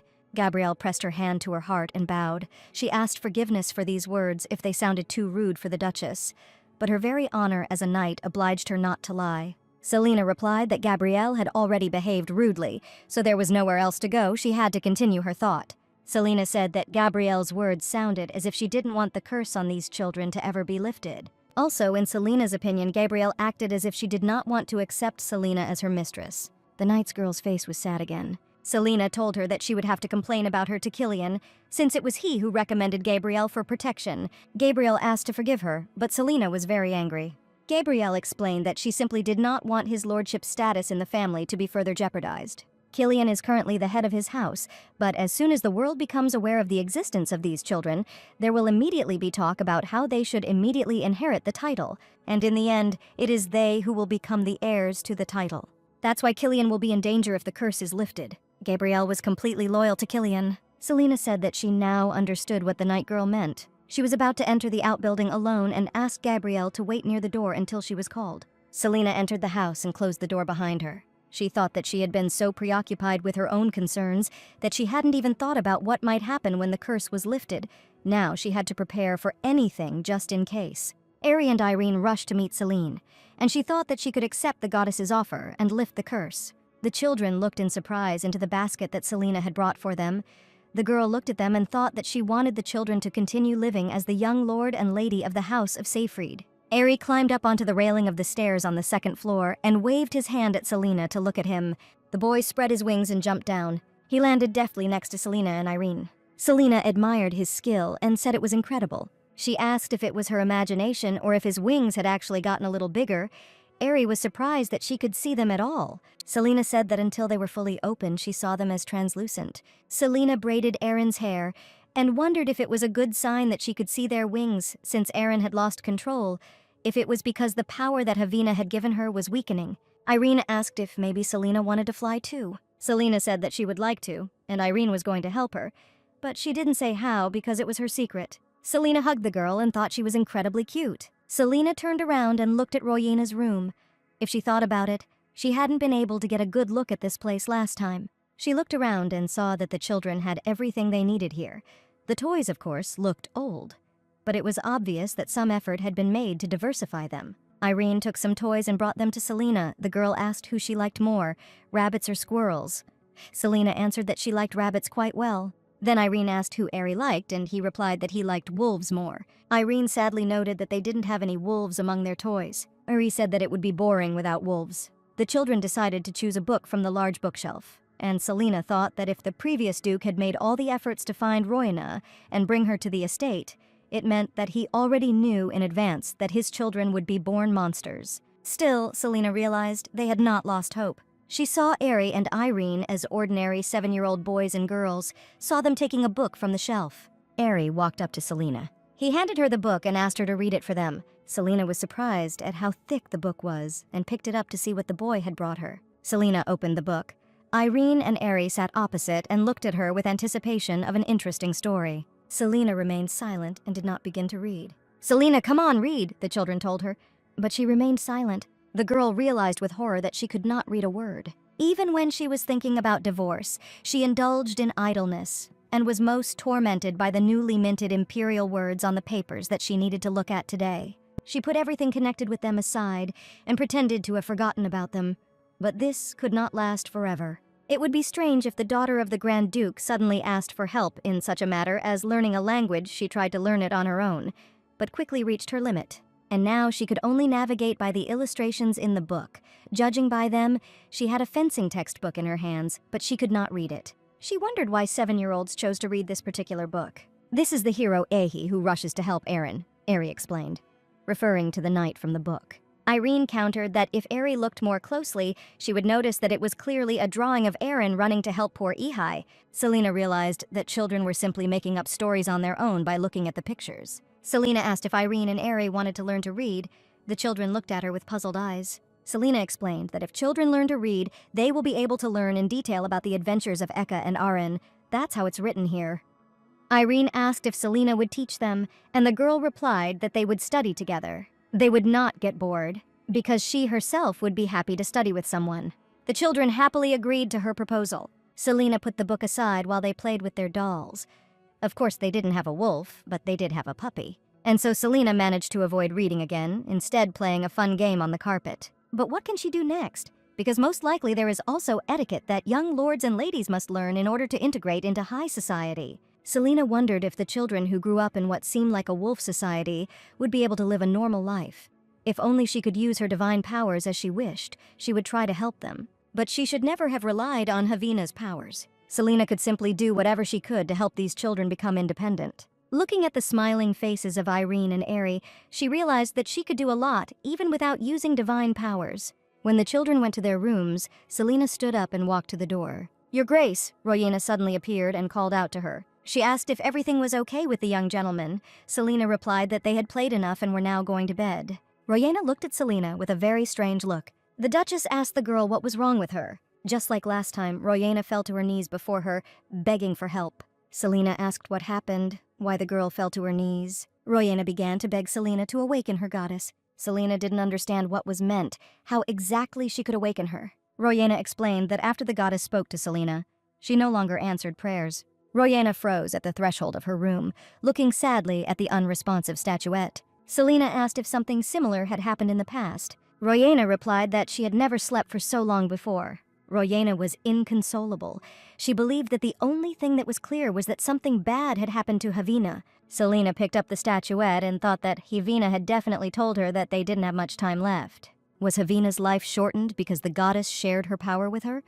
Or was it because Selena rejected her offer? Selena asked if she could take the statue with her. Royena agreed, which surprised Selena. She understood that this was a very important thing for Royena. She asked if she was sure she was ready to give it up. Royena humbly folded her hands in her lap and said that Selena was the goddess's chosen one. Royena was sure that only the chosen one knew how to awaken Havina, and besides, she herself could not do anything anyway. In the evening, Selena and Gabriel returned to the big house under the golden light of the setting sun. The statue of the goddess took its place in the basket where the treats used to be. Selena heard a sound and turned around to see what was going on. A flock of white doves soared above the forest. There were so many birds in the sky that Selena guessed that they were all postal birds. She asked Gabrielle if there was any need to send so many messages. Gabrielle didn't answer right away. I had to call her name again. The night girl said she thought it was the elders of House Seyfried who had made their move. It is unlikely that this happened out of the blue. Everything that happened was predictable. Selena heard that news about the young master and mistress had already begun to spread. Selena asked Gabrielle to return to the mansion quickly. Night fell and many birds circled over the estate. A white dove flew into the window of Killian's chambers with an important message. The Duke untied a rolled-up letter from his paw. Another pigeon was sitting on a special perch nearby. He turned around when he heard someone say, "Killian, it's me." It was Selena, standing near the door to his room and asking permission to enter, saying that she had something important to discuss. The first thing Killian did was ask, worried, what Gabrielle had done wrong. Selena assured that nothing like that happened. As Killian said in the morning, Gabrielle was an excellent knight. Then Killian asked what the Duchess wanted to tell him. Selena said she would like to teach children to read. She asked his permission to do this. Selina said that there were many different books in the outbuilding. She assumed that if children learned to read and write, they would already be able to acquire some basic knowledge. Killian thought about what she was saying. He was silent for a very long time. Didn't Killian also want the curse lifted from the children just because of the possible loss of the ducal title? Selina asked herself worriedly. She clasped her hands in her own lap. She couldn't believe it. If that were the case, the Duke would not have had such an expression on his face when he saw the children in their true form. But still, Selina couldn't completely get this suspicion out of her head. It made her very sad to think that this could be so. Selina asked Killian directly if he was also afraid to remove the curse from the children. Killian clarified that she meant to say the word too. He was outraged that someone else would dare to say such stupidity. Selina raised her hands and replied that she had simply assumed that such people might indeed exist. Killian agreed with her that it wouldn't hurt to teach the children to read, since they were, after all, the children of a ducal family. The Duke said that if Selina needed anything, she could safely ask Hans for it. He would do it right away. The girl beamed and thanked her. Killian looked at her thoughtfully. He asked why Selina looked like she knew how to lift the curse from the children. Selina thought about the book she read in that past life. Even if the novel didn't originally mention the curse, she still knew that the story had a happy ending. She replied that she knew nothing about it. Killian stood up from the table and asked how she could not know anything if she had such abilities. How long would he have to pretend not to notice anything? He heard that a woman from Gilrod suddenly kissed her shoe for no apparent reason. Killian was outraged that Selina claimed to know nothing. He wanted to hear her explanation. Selina asked if she had not been shown a sign of deep respect, but Killian said he had never imagined that she would treat him as if he were a moron. Selina explained that she had only recently learned of Gilrod's people and the children's curse, and that if she hadn't accidentally encountered the children, she would never have known of their existence or of her powers. She asked if it was not the Duke and his men who had decided that she should know nothing about it. After all, this is a matter of succession, Selina said angrily. Killian looked into her eyes. He explained that divine servants were accustomed to attaching too much importance to even the most insignificant details. Killian knew there were only 2 reasons why the Gilrods would do such a thing. Selina asked angrily what those reasons were. One of them was to receive a blessing from the great divine chosen one, to whom the goddess entrusted the prophecy. The other one was more interesting and more complex. These were sincere condolences to the man they were about to sacrifice to the goddess. Hans and Gabriel were standing near the door during this conversation. They saw the look on Selina's face as she left the room. Hans tried to call out to the quickly retreating lady. He even tried to detain her. Hans entered the Duke's room and asked why his lordship had been so intemperate with the Duchess. Killian was surprised that someone called him intemperate. Hans said that the words about the Gilrodians using people for sacrifices were just a false rumor aimed at slandering them. Hans reminded that the Duchess very sincerely wanted to help the young gentleman. After all, when Killian had decided to agree to this marriage, he had claimed that he would at least take care of his wife so that she would never regret her choice.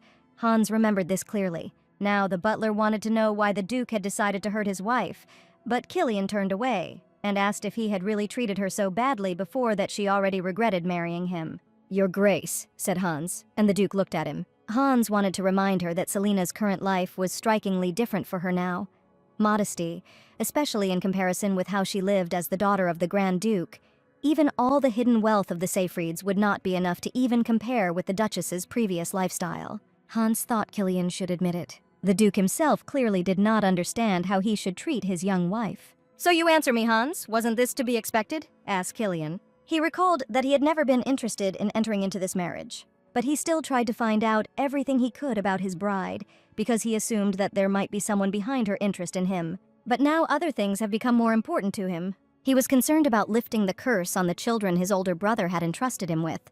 Hans remarked that if this was so, then the Duke should figure out how to get along with his wife as soon as possible, before it was too late. Selina was still necessary to the Duke, at least in order to achieve what he wanted. Killian may not have been interested in this marriage in the beginning, but now everything has changed. As long as he and Selina have the same goal, they should find a way to work together. For a while, both men stood in silence. "Selina has a request, Hans," the Duke said at last. He ordered to find a tutor who would teach Ari and Irene to read and write. Hans wanted to know if the Duke had any specific option. Killian had one. He was thinking about a secluded house. He remembered the man who lived there, the white dog that always accompanied its owner. There was one man for the task, one who would not be afraid of monsters. In the morning, Lilia could not persuade her mistress to get out from under the blanket, where Selina had buried her head to cry. Selina did not want to answer the maid's questions and explain what had happened to her. Selina thought about how Royana had kissed her shoes. Was it really about condolences about the upcoming sacrifice? She was fed up with everyone. The goddess who was trying to make amends for her actions by using someone else's body. The servant who hoped that she could lift the curse. Particularly irritating was her husband, who suspected her and said terrible things, who believed that she was deceiving him and treating him like a moron. Selina preferred to stay under the covers. Someone knocked on the door. It was Gabrielle Tomer. Selina let her in. Lily remained standing by her mistress's bed. Gabrielle entered and greeted the Duchess. The girl knight was also excited. She asked permission to come closer. Gabrielle walked up to the bed. Lilia brought a chair for her. The night girl sat down to talk to Selina. She said she did not know what his lordship had said to the Duchess, but she was sure he had meant something else. Selina asked if Gabriel knew about all this. For example, Selina wanted to know if her guard understood what that kiss meant. Gabrielle replied that the Gilrodians were known as a people who would not pluck even a withering leaf from a tree without a good reason. These people believed that everything on earth was created by the goddess Havina. At these words, Selina imagined a whole world created by divine power and the creatures living in it. She crawled out from under the blanket and decided to encourage her interlocutor to continue her story. Selina admitted that she was sure that there was some hidden meaning to it. Otherwise, Rojan would not have kissed her feet without any reason. Gabrielle said she didn't think Royana considered her a sacrifice to the goddess. Selina stated that if the night girl was trying to protect Killian in this way, then she shouldn't do it. Gabrielle assured the Duchess of her sincerity. This was Gabrielle Tomer speaking in her own name, and it had nothing to do with the Duke, the girl said solemnly. She said she didn't know everything that was discussed in the office, but it seemed Killian had made a mistake. Selina wondered if Gabriel was serious about saying such words. The girl said that she was proud to be a loyal knight of Duke Seyfried, but this did not stop her from speaking sincerely. Selina thanked her, but Gabrielle objected that there was nothing to be thankful for. Selina said that she had something to be thankful for, because if Gabriel hadn't come to talk to her, she would have continued to lie there in thought. After all, she seriously believed that she could become a living victim, or could be used as a puppet. A slight smile lit up Gabrielle's serious face. She said that Selina's words were very valuable to her. Selina smiled happily back at her. For some time, they continued to sit like that opposite each other. The next day, Selina found that her face was swollen from yesterday's tears, and the swelling was still there. Lily sat over her, insisting that she couldn't show herself to his lordship in such a state. But Selina said that she didn't have to worry. She had no intention of seeing her husband at all, even if he tried to visit her. The maid assumed that the Duchess had had a big fight with her husband yesterday, and that was why she was crying so much. Lilia declared that nothing could be as fleeting as a quarrel between two lovers. She was sure that the lady would soon feel much better and was going to bring her some tea. Selina replied that she doubted that this disagreement would pass so easily. Lily opened the door and looked in surprise at the person standing behind the threshold. It was Hans Kramer. Hans asked the girl to ask the Duchess if he could come in. Selina heard this and invited the man into the room. Hans said that if Madame was asleep, they could meet later, but Selina told him not to worry and asked what brought him there. Kramer said that he had already fulfilled her request. She had instructed him to find a private teacher for the children. He had already found a suitable candidate. Selina looked at Hans curiously, and he suggested that she might have heard the name before. Pavel Jotrik was known as a young great sage. The name meant nothing to Selina, but Hans said that the man had not been spoken of in society for decades, so he was not surprised that the young girl knew nothing about him. Pavel Jotrika was a legendary scholar who became a senior researcher at the Imperial Mage Tower at the age of 9. Selina was struck by the age mentioned because it was almost the same age as Irene and Aerie are now. Hans continued the story, and Paul was even more famous for having personally trained the then-adult crown prince, by order of the emperor. As a result, he was granted the title of Count, along with the castle of Hansen and the vast fertile territory that belonged to it. Selina asked if this man was too highly qualified for their purposes. Hans explained that all these merits of his were already in the past. This man was no longer a participant in big affairs in society. The thing is, 10 years ago he was thrown out of the witch's tower for embezzlement. Selina was indignant. Did Hans really want Aerie and Irene to be taught by such a person? Maybe he was a genius, but he already had the stigma of being an unreliable person. Kramer said that this man would not teach ethics and morals, but history, mathematics, geography, and astronomy. Hans recommended Paul Jotrik specifically because the monastery to which he was exiled was located near the Duchy of Seyfried, and his term of imprisonment there would soon come to an end.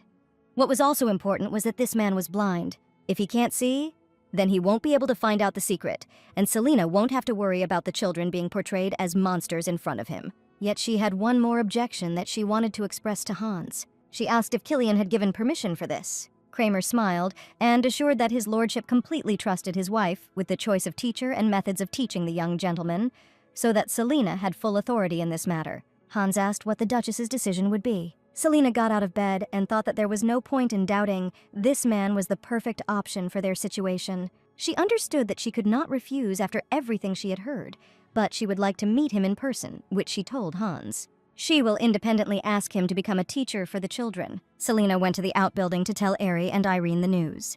The girl began to ask her to take her and her brother with her. Selina asked her to count how many days she would be gone, and Irene replied 10. Selina asked them to be obedient children, to follow Royena's instructions in everything, and not to leave the outbuilding during the day and when they decided to fly at night. To first make sure that they flew high enough so that people from the ground would not notice them. The children asked why Selina was leaving here for such a long time. She explained that she needed to bring a teacher for them. Selina said that it would be a man who would teach them to read and tell them about the stars in the night sky. Irene and Ari looked at each other with interest. Selina smiled and said that for this she needed to meet him in person, but this man lived far away from here. The children stretched out their hands to her, and she promised that she would return in 10 days and nights. Selina hugged the children tightly, and they promised her that they would behave well and wait for her. Ari said that she should try to return in exactly 10 nights. Selina promised that it would be so. Together with Gabrielle, Selina headed towards the carriage. As they approached, one question arose in her mind. Lilia turned to the lady and asked why she hadn't come for so long. The maid reported that his lordship had been waiting for his wife for a long time, probably wanted to say something, and Killian was indeed standing nearby. The Duke noticed Selina and turned around. Selina apologized for being late and explained that the children simply didn't want to let her go. So what's going on? The question was asked. Killian said that it seemed like these old people had nothing better to do than come here to look at the snow. Selina didn't understand which old people he was talking about.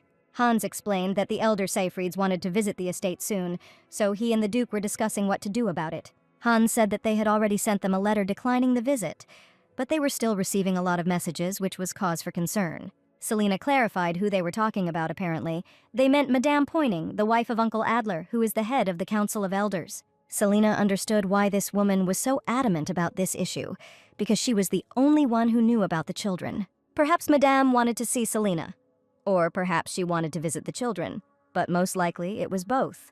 Killian asked how Selina could have known all this. She reminded him that in fact, she was also the mistress of this house. She didn't like the idea of things going wrong if she wasn't at the estate when the elders came, but she was assured that this wasn't the first time something like this had happened and she had nothing to worry about. Killian pointedly stated that, in fact, it would be quite useful for Selina to take her time to explore her domain a little before returning, and she wondered if he really had to say it with that expression. Hans tried to intervene and explain what his lordship wanted to say.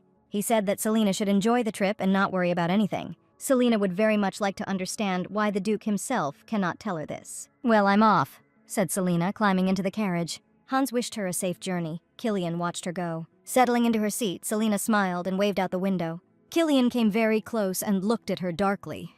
It was frightening. Selina wanted to know what happened. Maybe there was something else he forgot to tell her. Killian asked her to give him her hand. Selina didn't understand why he was bored, but she readily extended her hand through the window. Killian took it and brought it to his lips. He said that when the men of his family kiss their wife's hand, it is considered a sign of respect. He looked into Selina's eyes and said that this was also his apology. Killian asked the girl to remember this. The carriage, drawn by 4 white horses, set off on its journey. Selina sat, stroking the back of her hand, convincing herself that this was all just a formal apology. She looked out the window and thought about the curse and the current situation in the family. Everything had changed so much. If this is the case, perhaps in the future, Killian's heart will be directed towards something else, such as Selina, rather than her younger brother Xian. She herself didn't like what she was thinking. This definitely shouldn't have happened. Now Selina needed to focus on what lay ahead. Their crew stopped in front of the gray building.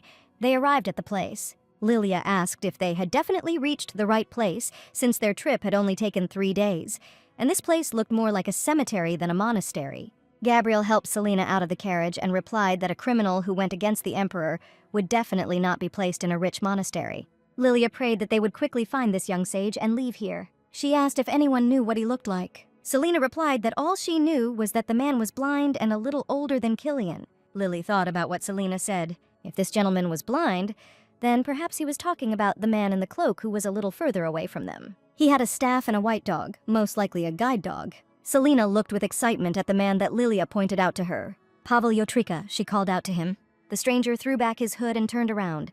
It was a fairly young man with lilac-colored hair. His eyes were closed. He asked if anyone had mentioned his name. Selena thought that the person she was looking for must be around 25 or 26 years old, but she would definitely believe it if the stranger said he was younger than her. He was so beautiful that if you just looked at him once, you would remember him for the rest of your life. Selena glanced sideways at Lilia, who was not hiding her surprise at all. The maid said outright that she had never seen such a handsome man, and the stranger asked her again what she wanted to say. Selena reached out and pinched her companion painfully so that she would not forget herself. She said her name was Selena Seyfried, and she was the wife of Duke Killian Seyfried, the current head of the house. Selena explained that she had come here to discuss something important with Pavel Yotrik. The stranger bowed and said that he was surprised that the Duchess herself had personally decided to come to see him. He asked about the reason for her visit.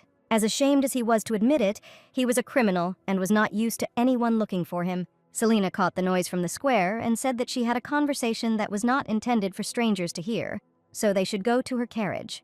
They did just that, returning to the crew and climbing inside, even closing the doors. They sat in silence for a while Selena collected her thoughts. Finally, she asked if she could ask Paul to teach the children she and the Duke were ready to offer him their shelter, food, any other things he needed for comfort, and also to take care of a decent reward. Pavel Yotrika agreed immediately. Selena was even surprised by such a quick answer. The next moment she was happy. Everything happened so easily, as if in a dream. After this, Pavel said that he still had one condition: he wanted to get a pass to exit through the northern gate of the Duke's castle. In addition, he wanted to get horses for the occasion. Also, when he wanted to pass through the northern gate, he needed to be provided with an escort. This was Pavel Yotrik's condition. Selena said that the ducal estate was surrounded by nothing but snowy plains. She didn't understand why anyone would want to go there. Pavel Yotrika reported that there was one key there that he really wanted to find. He asked if Her Grace was ready to agree to such conditions. During this time, Irene and Ari spent entire days in the outbuilding. Ari was leafing through the books and admitted that he missed Selena a lot. Irene replied that she did too. Ari, beaming at the idea that had come to him, suggested to his sister that they go and look at Selena, because they could fly high enough that other people would think that they were some kind of birds. The girl replied that it would be better for them to just wait, because Selena would soon return, as she had promised them. Ari objected that 3 whole nights had already passed. Irene said it was only 3 nights. Ari replied that he would then simply fly around and look around. The boy left the house. He wanted to find that very place. Wings spread behind his back. Ari felt a strange sensation in them. Selena had already asked if they hurt. She assumed that they were simply growing, since the boy was just at the age when children begin to grow rapidly. So this could cause problems. Selena told Ari that he would be amazing in the future. She admitted that she would also like to be able to fly like Ari. The boy thought that Selena would definitely be happy if he learned to fly much higher. He was eager to show Selena how much he had learned to fly higher and further. Ari spread his wings and the sky rose. His huge shadow, the shadow of a dragon, lay on the ground. Ari noticed something in the distance with curiosity. There were several carriages, and near them the boy saw a banner with a coat of arms. The coat of arms depicted a wolf on a blue background. Ari knew one like that. There was a wolf on Selena's carriage too. Maybe she just returned earlier than she expected. Ari thought that Selena would be very happy that he decided to meet her. She would probably find such an act sweet. But first he had to check if it was really her. The warriors accompanying these carriages sat by the fire, having put aside their weapons. Others stood near the carriages, but be that as it may, the boy did not see Selena anywhere. He looked at everything carefully. It seemed like it was time to go back. Suddenly, Ari heard a voice from the carriage saying Killian's name. Someone decided something, and someone deceived someone, and quietly raised. Ari became interested when he heard Killian's name, and he went down lower to listen to what was being discussed. The carriage said that this time they had to take care of the monsters themselves. An unfamiliar voice mentioned Selena and said that everything needed to be done before the stupid lady noticed. Ari was very intrigued by what he heard. Someone noticed him circling over the clearing and shouted about a monster. People were shouting that there was a monster there. The warriors rushed to look for purification stones and cock their crossbows, and the command was given to the archers to get ready. Ari was very scared. It seemed like he had done something irreparable. He didn't understand how he managed to get into such a situation through the gap between the treetops. He saw the main mansion of the estate. He could try to simply go back there. The thought made the boy happy. At that very moment, the leader of the warriors commanded them to shoot. Eri gasped as the arrow pierced his wing. He was in a lot of pain and was losing consciousness. As he fell, he thought that Irene would definitely be worried about him. In Duke Seyfried's office, Hans suggested that they finally finish sorting out the books, and Killian did not object. Suddenly, the Duke noticed a strange silhouette outside the window. Perhaps it was some kind of bird. Looking closely, he realized that the creature did not look like a bird at all. It resembled someone else. Killian realized who it could be and ran out of the building. He ran down the path to where they were supposed to be. The creature he saw was Eri, or maybe Irene, but where was the second monster then? The Duke could not understand where the children were. Suddenly, the shadow of a monster spread over him. Killian rushed to help the monster that had fallen to the ground. He touched his wounded wing and thought that he must have gone completely mad. He looked at the doves circling in the sky and wondered if he would have to raise his sword against his own nephews again. Killian pulled the creature close. The monster resisted but did not bite or use its claws.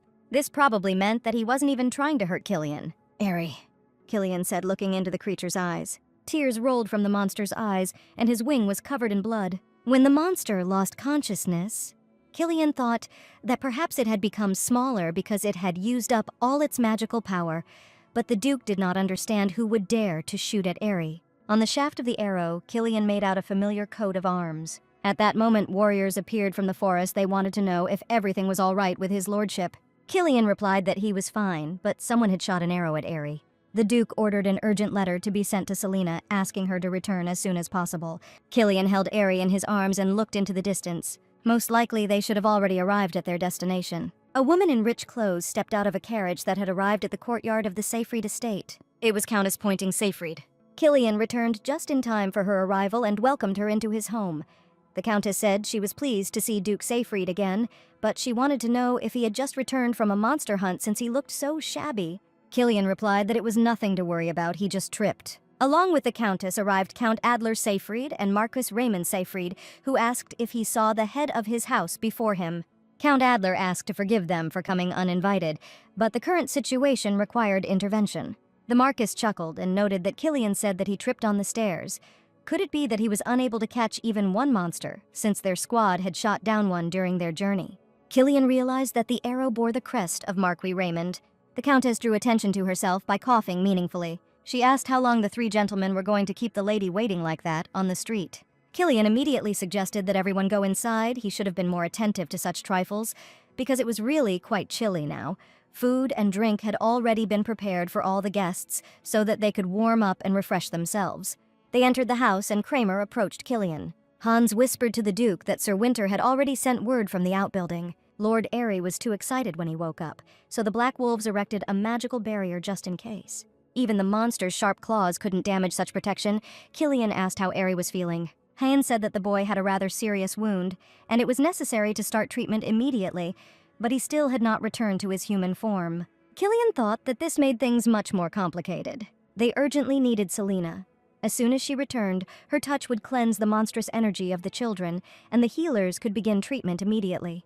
Killian asked if there was nothing else to do but wait for Selena. Hans replied that he had sent the Duchess an urgent message, so he was sure that she would return soon. He suggested to trust her and wait. At this time, Selena asked her companions about rumors about the appearance of a monster. Lilia said that the villagers had recently seen a monster attack nobles who were traveling through the mountain range. Selena was scared that it was very close to the outbuilding where the children lived, but Gabriel asked her not to worry. As long as the Knights of Schwartz exist, no monster will be able to cross the northern rampart, said the girl knight, and Lilia added that the warriors of these nobles were able to defeat the monster with a shot from a crossbow. Gabriel was for some reason very surprised to hear these words, and Selena clarified what exactly was wrong with this situation. Gabriel explained that no one usually used crossbows, as there were no ferocious animals near the duchy's hunting grounds that would require the use of such weapons. The only ones who had such weapons on a permanent basis were the warriors of the crossbow squad of Marquis Raymond Seyfried. Selena remembered the portrait of Marquis Raymond. It was one of the elders of the family. Gabriel confirmed her guess. Selena realized that the guests had already arrived at the estate, but she really didn't like the story about the monster and the crossbows. She had a bad feeling about it. She was worried if everything was okay with the children. At that very moment, a white dove flew up to her face. It was a postal bird from the Seyfried estate. Selena followed the dove, and it landed in her hands so she could take the letter tied to its leg. It was a specially folded message with the seal of His Grace Duke Seyfried. Selina broke the seal and unfolded the message on the sheet of paper. She wanted to find out as soon as possible what was there. Her eyes widened in horror as she realized the meaning contained in those few lines. Lily and Gabriel asked her excitedly what happened. "Eri," Selina managed to say. "The letter said that Eri was injured, so they needed to return home as quickly as possible." Gabrielle said it was time for them to get going. They were lucky to meet Kakin on the way back. Thanks to this night, they were able to return much faster, on horseback, and not in a slow carriage. Kakin apologized for having to walk part of the way through poison-soaked lands. Selina replied that everything was fine. It was not far from here, and she did not feel any effects from the poisonous air. Selina thought that most likely she was protected by the divine power of Havina. The Schwartz Knights were very surprised to hear her words. Selina asked if the poison shouldn't have spread to that place by now, but Hakin said that they had erected a barrier made of purifying stones to protect themselves from the poison's influence. They continued on their way. Selina followed Gabrielle along the forest path. She hoped that everything would be fine with Eri. Selina thought that the boy must have been very scared when the arrow hit him. She needed to get to him as soon as possible. Suddenly, she saw a strange shimmering sphere. Selina immediately recognized the monsters that were locked inside her. She did not understand why Irene was here too. It seems the girl was also furious about what happened to her brother. Selina approached the magic sphere. It seemed to her that this time Eri was suffering much more than last time. Perhaps the reason was the injury she received. The people who were holding the protective barrier said that they would squeeze the Duchess here. Lord Eri was in very bad shape according to their observations, so they decided to take him outside because no one wanted him to get hurt even more. The rest was up to the Duchess to decide. Selina realized that all these people truly believed that she could help them, and the girl realized that she had to do it. She had no other way. Selina told everyone to stand back. What she was about to do could be dangerous, but she headed towards the sphere with determination. She turned to Havina. She could only hope that the goddess could hear her now. Havina appeared before the girl, incarnated as a shining plant, and she told her to listen very carefully. They had to make a contract between themselves. They say that the gods who made a pact with people put their own existence at stake. This has happened several times already. In other words, there was to be an unbreakable pact between Havina and Selina. Selina was going to let the goddess use her body the way Havina wanted, but that wouldn't happen until she died. In any case, soon, perhaps, someone more suitable for this role will appear, Selina said. And Havina did not believe her that there could be someone more suitable than her. Selina said it would be someone who didn't have magical powers, but who loved this family much more than she did. The girl said that if this man appeared, then this burden would have to fall on him, but now she needed the power of Havina and freedom of action. In addition, Selina promised that if such a person did not appear, then she would continue to bear this burden. Or they could have done it differently and left the final choice of the worthy one to the goddess. Selina asked Sir Winter to remove the barrier. The knight did not immediately understand what she was trying to do. Selina told me to trust her and act faster. Winter was ready to do this and convinced his people of this. The monsters were free, unconstrained by anything. Selina walked closer to them and addressed them, calling Eri and Irene by name. She smiled and extended her hand to them. "I release you from your curse," Selina said. Selina was about to hug both monsters. In Duke Sefrid's office, a completely different conversation was taking place. Marquis Raymond slammed his palm on the table and said that he would get straight to the point. The Marquis received word that the monsters he thought were dead were still alive. He didn't know what the Duke had done, but it turned out that they were wandering around the entire territory of the duchy in the guise of people. The Marquis asked if the seeds of the disaster that the Duke had destroyed 7 years ago had returned to life. Count Adler said that he understood the reason for the Marquis's disappointment, because everyone remembered how the elders chose the current Duke as the head of this family immediately after he became an adult. This was only possible because he promised to personally destroy the seeds of disaster. "Wait a minute," said the Countess. "I have a question." Killian was ready to listen to her. She asked if the Duchess knew about the curse and that everything in this house was kept secret. After all, for a woman who had only recently entered this house and this family, this story could have been too cruel. The Countess said that, after all, this story was about someone's own child being born a monster and perhaps even being killed by his own father. Killian countered that he wouldn't allow that. The Countess asked him if he really thought the problem would resolve itself since he didn't have children yet. Count Adler said that they could not become enemies of the Grand Duke of Cave and his family. The Countess asked if Duke Seyfried was sure that he would be able to keep this secret forever. Killian said everything was fine. Selina already knew about the curse, but there was no point in telling these people about the relationship she had with her children now. Killian said out loud that the Duchess didn't need to know any of this. The Countess was outraged by what he said. After all, the Duchess has already become a lady of the House of Seyfried, and all the anger she will feel upon learning this secret can be directed at this family. Marquis Raymond said that no one should complicate the situation. If necessary, he is ready to personally deal with these monsters. Then they won't have any problems with the Grand Duke of Kiev, and the Duke's position won't be in jeopardy, since they are the only ones who will even know about the existence of monsters. These people nearby decided which of their warriors they would take on this hunt. Killian looked at the guests, who were burning with enthusiasm, and thought that maybe he should just kill them, the Marquess, first. The door was opened by a joyful Hans Kramer, who announced that the Duchess had returned. Killian looked at his trusted assistant with relief and went to meet Selina. The girl said she was glad to see him. Behind Selina, Killian saw an unusual sight. 2 knights brought the sleeping Irene and Aerie to the estate. The children looked human. Selina explained that the children were very tired, so they fell asleep on the way. She asked to take them to her room and invite a doctor there. Killian grabbed Selina's hand and asked how she did it. The girl smiled and promised to explain later. At this moment, the guests of the estate joined them. The Countess asked if those who had just been carried upstairs were really Claudia's children. Marquis Raymond remarked that these children were not children at all. Raymond looked at Selina. The Marquis said that he had now seen with his own eyes that the rumors about the Duchess being the most beautiful girl in the Empire were not exaggerated.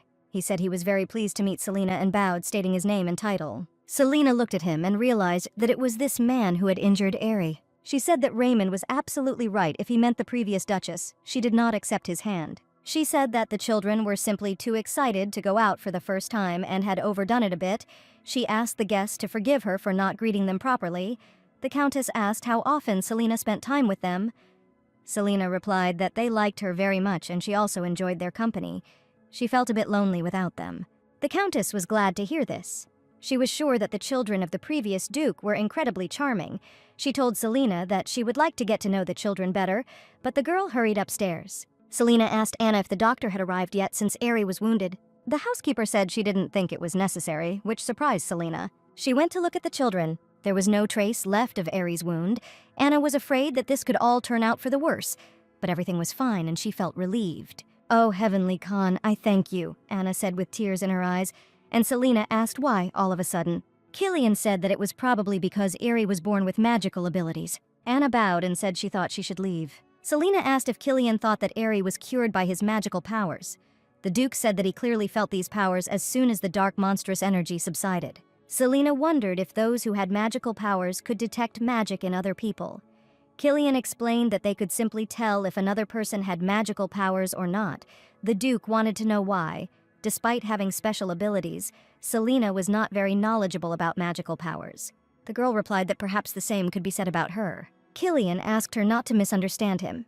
And he didn't mean to belittle her in any way with those words. It's just that the previous Duchess had enormous magical power, which is most likely why she believed that she would be able to handle the children, even if they were born monsters. However, in the end, something happened that still made Killian clench his fists in helplessness. Selina listened to this with excitement. Now they knew that Aerie was able to heal himself with his magical powers, just like other people like him. It meant that the situation was slowly changing for the better, Killian said, looking at his fast-sleeping nephews. Killian said that he doesn't know if Selina will believe it or not, but many say that it was the goddess Havina who put this curse on the Seyfrieds. Selina asked if the Duke meant to say that he believed the curse could be lifted.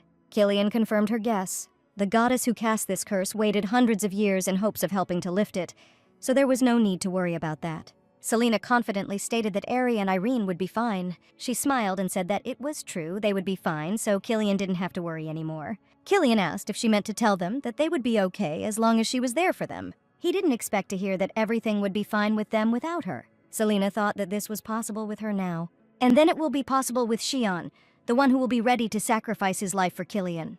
Selina said she plans to prepare a room for the children in the main building. After all, it would be bad if rumors started to spread that children were being locked up in the outbuilding against their will. Killian said that Selina could do whatever she wanted and turned to leave the room. Selina asked why he was leaving already when he could have waited until the children woke up. Killian said he didn't think it was a good idea. He confessed to Selina that he once almost killed his nephews with his own hands. Killian said that he thought at the time that he could remove their curse with his own powers.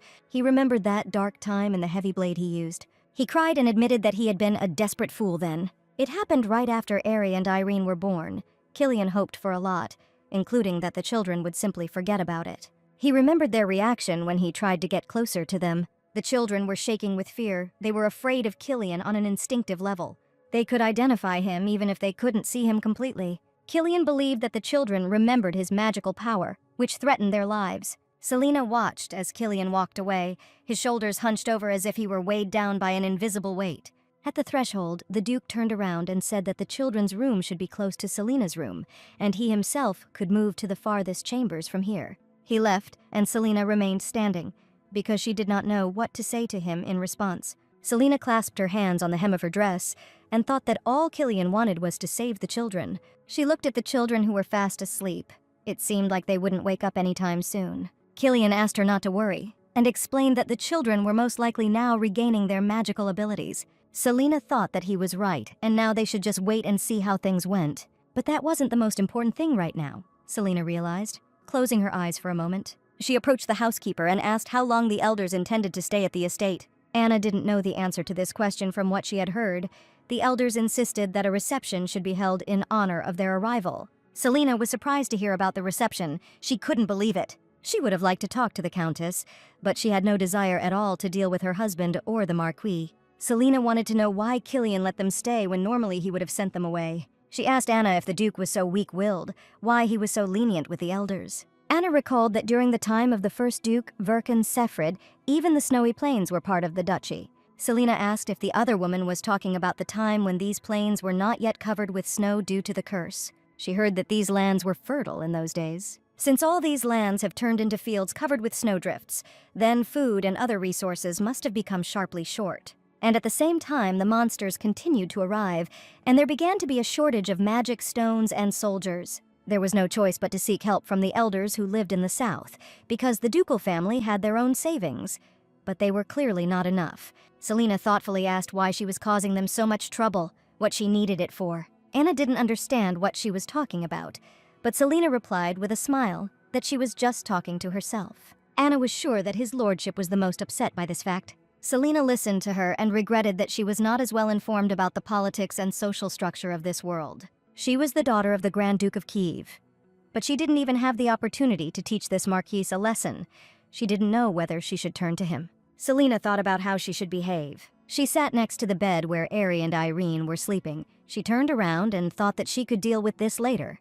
Right now, her main concern should be the children. Selena left the room for a short time, but still did not manage to return in time. Now she walked down the corridor and scolded Gabrielle, reminding her that she had asked to be called as soon as the children woke up. The girl knight asked her for forgiveness. Selena was worried that she hadn't left them any magic stones, so she shouldn't have left and left the children alone. She took hold of the door handle and wondered if it wouldn't be better to give them normal food instead of magic stones. She entered the room and called Ari and Irene. The brother and sister were sitting at the table, leafing through a book, their faces smeared with something red. Selena looked at them in bewilderment. The children were so fascinated by something they had discovered on the pages of the book that their clothes were also dirty. Selena thought it was blood, but she couldn't understand where it came from, because she was told that the children cured themselves with magic. Maybe it was divine power. She approached her and asked her not to worry so much. The woman explained that the children were simply eating strawberries. Selena asked again in surprise. "So that's what they're called," Irene said, pointing to the berries, and then she noticed that it was a very strange name, although they were delicious. Irene smiled and repeated that they were very tasty and looked cute. She handed Selena one berry, offering to try. Selena looked thoughtfully at the red berry in her palm and said that they would eat them next time. She was relieved that the children no longer needed to feed on magic stones. Selena looked at Ari and Irene and felt the divine power in her heart telling her that everything would be okay now. The girl thought that she should thank Havina, but now she was most likely sleeping. Now she had to teach the children how to use cutlery, because they would be living together. The children looked at Gabrielle and Anna, who were standing behind Selena, and asked if ordinary people were no longer afraid of them. Selena realized that she had completely forgotten to tell them about this. She said that now no one would be afraid of them anymore, and Irene asked hopefully if it was okay to not hide now. Selena pointed to Anna. The woman was bringing them strawberries and didn't look scared. Irene agreed with this example, but Ari had another question. The boy wanted to know if they would now be able to visit Selena in the Duke's house themselves. Selena looked at both children. She said that they would no longer need to come to her. Now Irene and Ari will both live in this house. The children were surprised by this news. Selena laughed and said that now they could do whatever they wanted. She said that if they wanted to continue living in the outbuilding, she would come to them every day, as before. The brother and sister rushed into Sedina's arms, declaring that they wanted to live next to her. Selena was glad to hear this. She said that everything would be as they wished. Later, she was going to find a nanny. But until then, she asked Anna to help her take care of them. Selena apologized for that. She knew how busy Anna was as a housekeeper. Irene's face became very excited. The girl approached her brother. She asked if he thought it would be okay if they stayed here. Ari didn't see why not. Irene reminded that Killian lives here too. Ari said that this too should be fine now. Irene replied that Killian had wounded him. Ari looked at his sister carefully. The boy objected that everything was not like that at all. He said that Killian had not done him any harm, and upon hearing this, Irene rushed to cover her brother's mouth with her palms. Irene! Selena called out. The girl said that she needed to go somewhere with Anna, and asked her to wait for her in this room. The children promised to wait for her return, and when the adults left, the brother and sister breathed a sigh of relief. Irene emotionally demanded that Ari tell her the details. This was the first time she had heard that it wasn't Killian who had hurt the boy. Ari explained that he had struck the Duke first, and in fact it was he who had wounded him. The boy said Killian called his name. Tears appeared in Ari's eyes. The boy said it wasn't his arrow. Irene wanted to know who it was then. Ari told about the people who arrived here in the carriage. They were the ones who wounded him. Marquis Raymond was still standing next to his carriage. Ari and Irene walked over to the window where they could see it. Ari pointed at the Marquis and said that it was this man who gave the order, and also called Selena stupid. Irene chuckled thoughtfully, as if an idea had just occurred to her. She said that she and her brother should teach the Marquis a lesson. At this time, the Count and the Marquis tried to negotiate with Hans. They asked, since when they were forbidden to visit the abandoned outbuilding, but Hans replied that such was the order of the Lord. The Marquis responded irritably that this was too arrogant. The shield of the Empire did not belong only to Killian. This title belonged to the entire Seyfried family. And Raymond demanded that this not be forgotten. Count Adler noticed that, despite the fact that the building was empty, it was still filled with monstrous evil energy. He believed that he should not go there. The Marquis asked why everyone thought the annex was empty. He kept wondering if those children who suddenly appeared were real. He thought that the children brought by the Duchess could have been fake, and the real ones were hidden in the annex. The Marquis declared that they were not children at all, and he headed towards the outbuilding when it was already dark. He believed that he would find little monsters there, which were trained and kept as secret weapons. He imagined monsters in strict collars and on leashes. Such monsters could be controlled. The Marquis suggested that the Count think about all this himself. How could it be that they still couldn't find a way to lift the curse in these 100 years? And only at that moment did the cursed children appear before the elders in human form. Did the Count really think that such a thing was even possible? The Marquis said that this stupid daughter of the prince would definitely do something. There was something he heard from a reliable source. The Count noticed that both children looked exactly like the previous Duke and Duchess. The Marquis called his interlocutor a fool, since it was not at all difficult to find children similar to them. But the Count thought that there must be some good reason why his lordship forbade people from entering the territory of the outbuilding. The Marquis declared that the rumors that the Count's wife wore trousers, even next to her husband, were true. He called Adler a coward, and the Count asked what he was allowing himself to do. The Marquis said that one shouldn't be afraid all the time. His warriors were ready to protect the elders if necessary. He asked what the Count thought. What kind of monster could survive an encounter with crossbowmen? Hans bowed and asked for forgiveness. He could not allow the Marquis's troops to set foot on this territory, because it would be considered treason. The Marquis boastfully declared that of course he could manage on his own without his knights. He told the Count to return to his wife because he would check everything himself and then leave. Hans said that he understood him. He asked the Marquis to watch his step, because the path to the outbuilding lay through the western forest, and it was dark and dangerous there. Hans asked the Marquis to be more careful, but did not stop him. He couldn't believe that a man like Raymond was the elder of this family, but he was comforted by the fact that at least he was exactly as the Duke had described him. Hans brought the bird of prey and looked straight ahead. When he released the bird, there was a message tied to its leg. "Now fly and bring this to the Duke," Hans said after him. He turned around and walked into the forest. He didn't know that he was being watched from the nearby bushes. Killian received the message and realized that the Marquis was already on his way here. Winter admitted to him that he could not even imagine that one of the elders could be like that.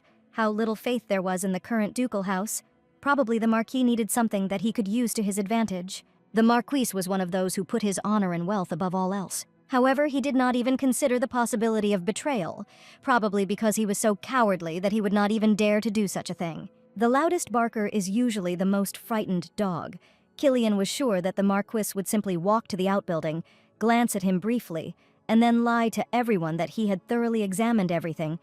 Winter felt that this did not bode well. Suddenly the Duke noticed that they were not alone. Two very familiar figures were hiding behind the tree trunk. Winter asked the Duke what happened, but Killian replied that nothing happened. He ordered Zeke and the rest of the wolves to wait for him at a suitable place. Winter asked the Duke if he would go there himself. Killian told him to go first and he would follow. The Duke wanted to figure out what Irene and Aerie were doing here, hiding behind the tree. Maybe they wanted to return to the outbuilding. Killian thought that they would be able to adjust to life in the mansion as long as they were with Selena, since they seemed too uncomfortable being around the Duke. He called out to Aerie. The boy came out to him, called the Marquis a vile pig, and said that he had said nasty things about Celine. He also said bad things about Killian, which is why Aerie decided to get closer to him. Killian agreed with the way his nephew called the Marquis. The Duke was outraged that this man dared to insult his wife. Irene appeared from behind the tree, following her brother. Killian said he understood about the sneaky pig. He said he should be taught a lesson. Meanwhile, the Marquis approached the outbuilding and examined the building. He was outraged by what he had to go through because of these damn monsters.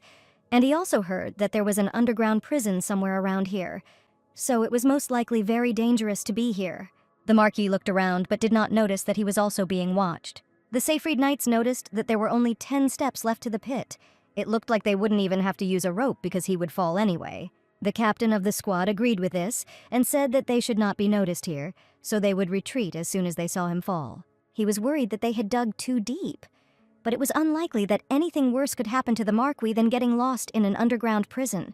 The knights heard a loud scream within a minute. They also saw what was happening in front of the building. The Marquis stumbled and fell to the ground. In front of him stood Duke Seyfried, holding a pink-haired girl on his shoulders. There was a boy standing next to them. Both children had wings like huge bats. The knight asked the captain if the plans needed to be changed. He replied that no, but he also did not understand what was happening. Could it be that the Duke was late because he wanted to bring the young lord and lady here? Killian also saw Aerie's wings and thought that the boy must have recovered by now since he was flying again. "Wings of monsters!" the Marquis shouted, looking at Killian. The Marquis stated that if both had wings, then the rumors were true. He knelt before the Duke and began to ask for forgiveness, claiming that he had not suspected him of anything. The Marquis said that he didn't know that the Duke trained these monsters for the sake of the family. Killian didn't expect to hear such a statement from him. "Killian," Irene said, suddenly smiling. She asked if she could teach this man a lesson. Irene spread her wings and flew off Killian's back. The Marquise continued to kneel. The Marquis looked at her with horror. Irene asked if he was the man who fired the crossbow. The Marquis begged the Duke to help him. He reminded him that he too was Seyfried. Killian asked how he could help him. After all, the Marquis couldn't claim that one of the Seyfrieds was incapable of handling a little girl. Irene stood above the Marquis, her wings spread, a smile on her face. This little girl was definitely a monster. The Marquise asked her not to approach him, to move away. "Boo!" Irene screamed, holding out both hands to him. The Marquise recoiled from her in horror, his hand sliding into the hole. A moment later, he sank in up to his waist. He was in some kind of substance that stank. Irene and Aerie watched with joy as the misfortune happened to him. The knights watched this scene from afar with laughter. At this time, in the mansion, Selena was beside herself with worry. Aerie and Irene had left at such an hour, and no one knew where exactly they were going. The maids began to ask the Duchess to forgive them, explaining that they had not dared to ask. Hans assured her that the children had probably only gone out for a short time because they were tired of sitting in the same room all this time. He believed that they would return soon, and asked that the Duchess not worry. But Selena said that she needed to go to the outbuilding. She did not listen to Hans and Anna, who tried to stop her. Selena was very worried. But at that moment, it was reported that the young lords had just returned, and everyone turned to the door. "Welcome back," Anna said, bowing. The woman was surprised by what she saw. The Duke entered the house with the children, carrying the girl on his shoulders. The boy walked on his own, but held Killian's hand. Selena had not been told that the Duke had also returned, and now she asked him what had happened. Killian explained that he met the children on his way back. Irene and smiled happily. The children hastened to assure Selena that nothing had happened, and they apologized for returning so late. The girl understood that they were definitely hiding something, and Killian was definitely involved in it somehow. Selena didn't know what to tell them about this. She exclaimed that Irene needed to look at herself and then go to the bathroom immediately. Irene and Aerie agreed. The girl waved and told Killian that they would see each other later. The Duke also waved to his nephews. Selena turned around as she led the children away. She was glad that they had become closer to their uncle. She asked if they wanted to tell her what they had done, but the boys said it was a secret. When she returned, Selina asked if the Marquis had already left. The Duke replied that it seemed the Marquis had left that night, as Hans had told him, and Selina was surprised that the man had slipped out of the house in the middle of the night. Killian looked suspiciously pleased. He said that the Marquis was too annoying, and he left of his own free will, so this could not but please. He noticed that it was thanks to Selina. She asked how it was and took her husband's arm. If Killian had not been given the mine for extracting magical stones after the engagement, he would have had to persuade the Marquis to continue to allow him to mine them on his territory, as he always had before. Selina asked what this had to do with their conversation. Killian did not answer, but asked how yesterday's tea party went with the Countess, who is quite a mysterious person. Selina sighed and began to talk about yesterday. She then reflected that it was Countess Seyfried who introduced the previous Duchess to her family. She wondered if she treated her like a daughter. The Countess said she was sure that Claudia's children were charming. Selina was told that this was the Countess's first visit since she had quarreled with the previous Duchess. Being a member of the family, she should have known about the curse. She may have been trying to convince her not to have children. Claudia was like a daughter to her, so it was no surprise that she valued her more than her future children. And it would be nice if she saw her grandchildren in the current Irene and Aerie. They could use one more person on their side. Besides, Selina will most likely not be there, so she will do everything she can until then. During tea, Selina was glad that the Countess's mood was better than she expected. The tea had a pleasant aroma. Selina smiled at the guests' praise. She was told that she loved Perot tea. Claudia, the former Duchess, recommended this tea to her and she liked it. The Countess told Celine that she had initially been against her marriage to Killian because she felt she was not well suited to life in the north. But now she realized that she might seem biased because she considered Celine a spoiled prince's daughter. Selina raised both her palms and said with a smile that she shouldn't be so harsh on herself, because she completely understood the Countess's opinion. The Countess looked at her and said that the moment she met her, this opinion completely changed. Selina wondered if this was even possible. How important this contract was. Apparently some thoughts were reflected on her face, so the Countess asked her if she was okay. Selina reported that, in fact, she had heard about the curse from Killian only a few days ago. The Countess asked, in surprise, what she knew about the curse. The girl confirmed that she knew that the children of this family were born with the energy of monsters. She was shocked by this and could not immediately believe it. Selina thought it was better to keep it a secret, that she had seen them as monsters and that she could cleanse them, returning them to humanity. She said that she had learned that the family wanted the children dead. That is why the children had to be hidden in the outbuilding. Okay, the Countess replied. She admitted that she was wrong about Killian. She should apologize to him later. She believed that he had hidden absolutely everything he could from his wife. Selina thought that was exactly what he was going to do, until she caught him red-handed, but she told the Countess out loud that she was now one of the Seyfrieds too. She squeezed the Countess's hands in hers and said that she was ashamed to admit one thing. Selina has stated outright that she doesn't think she could ever be as brave as the previous Duchess. Now that she knows about the curse, she can't even imagine that she will ever have a child with Killian, so she plans to raise Aerie and Irene as her own children. The Countess's hand clasped Selina's. The woman admitted that the main reason for her coming here, even though she might have seemed impolite, was to see with her own eyes that the children were safe. If the Countess had known about the curse earlier, she would not have allowed Claudia to enter this house. The elders of this family are deeply mistaken in thinking that they can solve all the problems themselves, and it is because of them that the children are suffering now. The Countess admitted that she always felt responsible for Claudia's death and could not even sleep normally because of it. At that time, she didn't even help Claudia in any way, and only criticized her. She told her that instead of believing such a suspicious creature calling itself Havina, it would be better to simply give up the children. Selina was surprised to hear Havina's name now, but the Countess replied that she was sure that Claudia was not in her right mind then. Claudia was absolutely obsessed with the idea of having children successfully, and once she even said that, the goddess Havina came to her. Selina asked excitedly what the goddess said to Claudia. The Countess replied that Havina had promised to save the children if Claudia would give her body. But Havina told Selina herself that she could not completely possess Claudia because she had enormous magical power. But suddenly, the goddess lied, and in fact she failed in possessing Claudia's body. Selina absolutely had to find out how exactly Claudia died, but Killian distracted her from these thoughts by telling her that the carriage was waiting. They left the mansion to see off the guests. The Countess saw Selina and immediately turned to her. She was glad to see him and say goodbye in person before leaving, and she was truly sorry that the Marquis had caused everyone so much trouble. "Oh yes, he left so quickly," said Selina, and the Countess explained that the Marquis had fallen ill because of contaminated fertilizers. "It looks like he fell into a fertilizer pit while walking through the Western Forest." Selina thought that the Western Forest was a forbidden area around the outbuilding. Only Killian's elite warriors had access to it. She realized that this was why Killian had come back that time with Eri and Irene.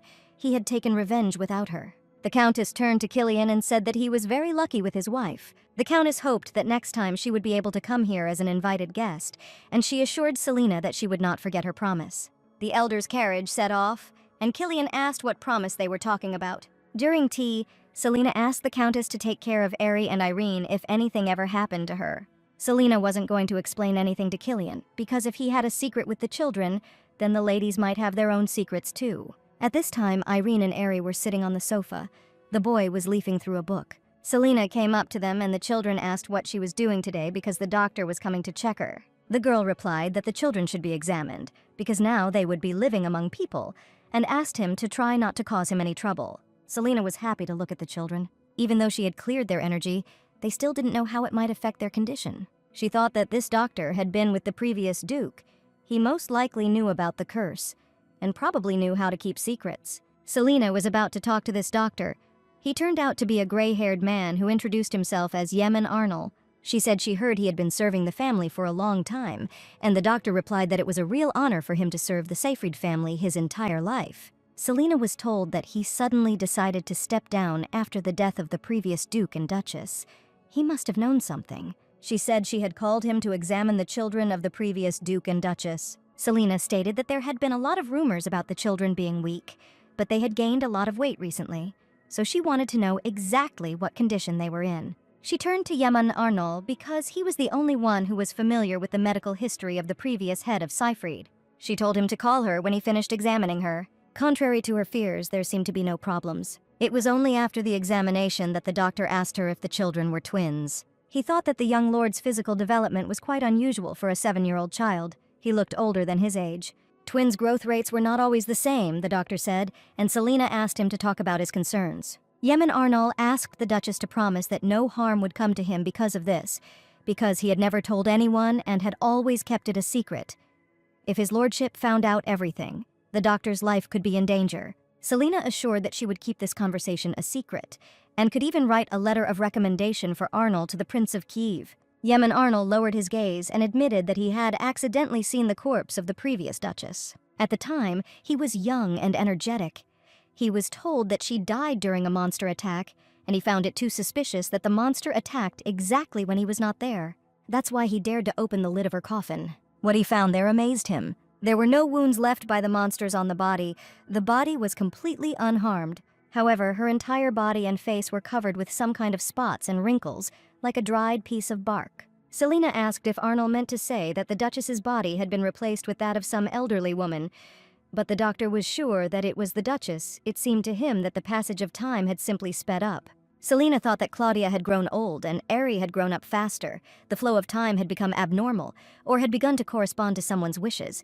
It was hardly Eri's fault, because he was cursed, but nothing more. It could be the fault of the goddess Havina. Selina wondered what if her divine power was not given for her own good, but was just a trick of the goddess. The girl didn't have time to think about it properly. She heard Lilia calling her. The maid asked her about dinner and informed her that 3 boxes of food had arrived. Selina remembered that she was supposed to have dinner with Killian tonight. The girl thought that she might make a mistake if she saw him now, because her head was spinning with thoughts. She needed to leave the Duke before Xion showed up. If she knew too many of this family's secrets, she would be a threat to them. Lily asked what was going on with the lady. Selina asked her to tell Hans that she would not be having dinner today. The maid was afraid that her mistress was not feeling well, but Selina explained with a smile that she simply had too much to think about alone. Hans informed Killian of the Duchess's wish. He said that this was what her maid had conveyed, and then asked what his lordship intended to do. The Duke replied that he had no appetite. He wanted to rest, so Hans could go free. Killian looked out the window thoughtfully. He himself did not understand when he began to worry so much about his spouse. Now he wanted to know what she was going to think about all alone. Selina had a lot of things that bothered her. There were some things she liked and some things she didn't like. Killian realized he wanted to get to know her better. So far, he only understood that she was the daughter of the prince and his, Killian's, wife. She also took care of his nephews. Killian would like to understand what the real Selena is like. But if he asked about it directly, what the reaction would be, he had no idea. He approached the half-open door of her room. There was someone else inside besides the Duchess. Selena talked to the maid. She said that she would need to see Pavel tomorrow evening. Killian realized she was talking about Pavel Jotric. Lily said thoughtfully that he seemed to be okay. He avoids people, so Lilia was never able to see him, and when she came to visit him, he didn't even open the door for her. According to one of the servants who brings him books, he likes to walk with Anastasia in the evening. Most likely he was walking somewhere nearby. Selena hoped that he would become a good teacher for the children. She wrapped herself in a warm cloak and left the room. She thought that she dressed as if she was going to run away from here. She was very afraid that she would not be able to find Pavel in such a vast territory, but it was very difficult not to notice the dog happily running around the area. Selena walked quickly towards Pavel and called out to him. "Your Grace," he said, and Selena said that they had not seen each other for a long time. Pavel assured her that he was in good health thanks to her. Selena replied that he might not be so formally polite with her. Paul replied that although he was blind, he could still bow, and even his poverty did not mean that he had lost his pride. Selena assured him that this was not what she meant.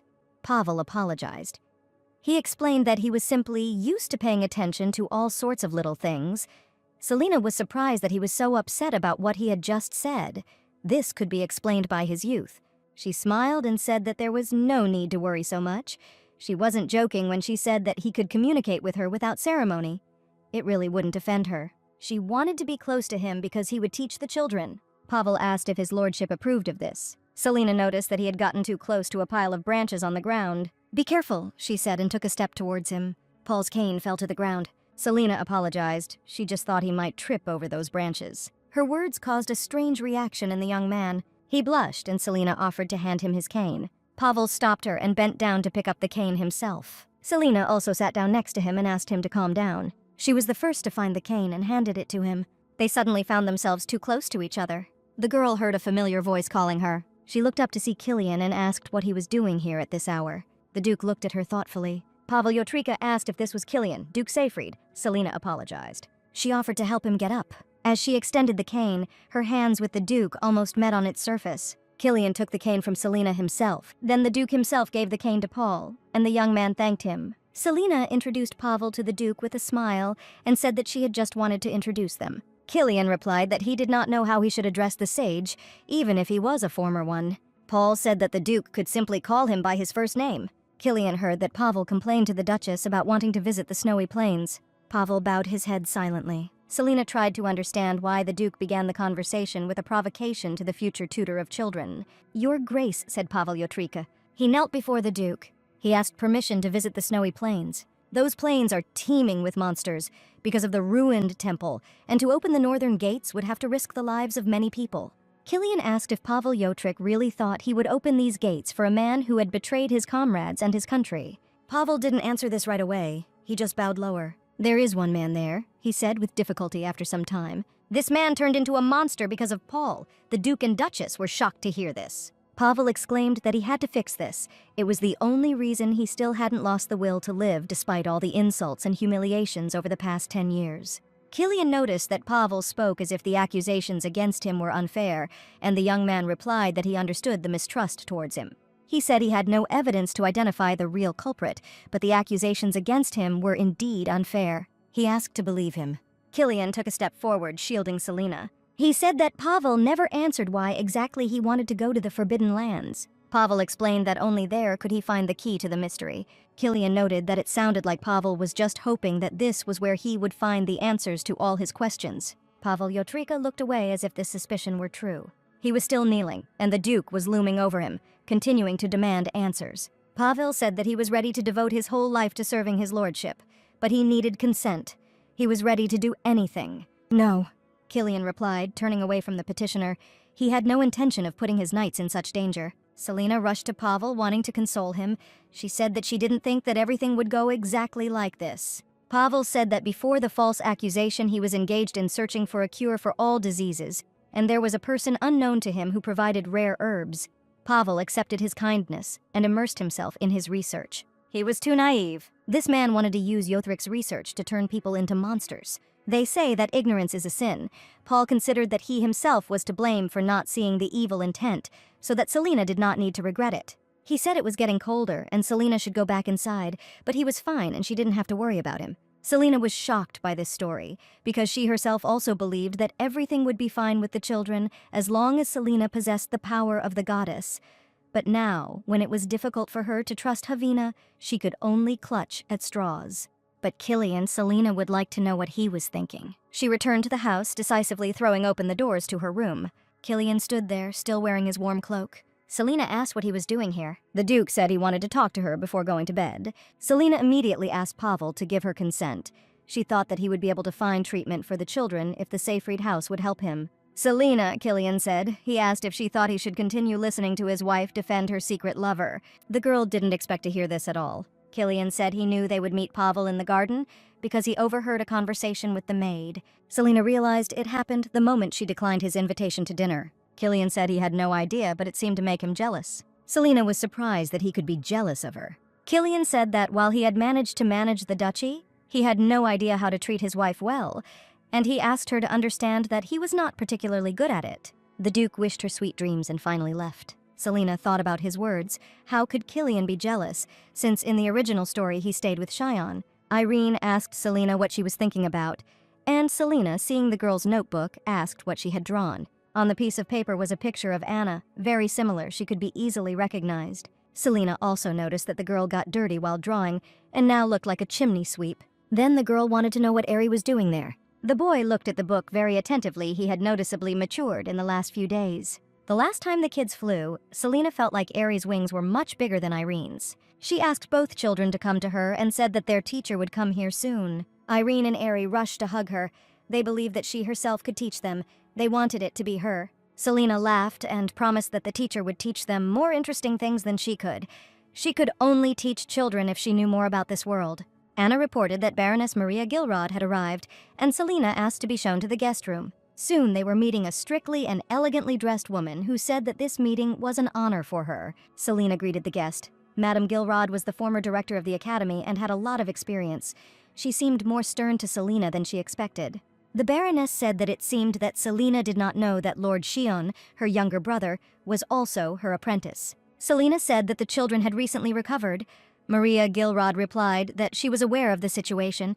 She had also heard that they had not been taught etiquette.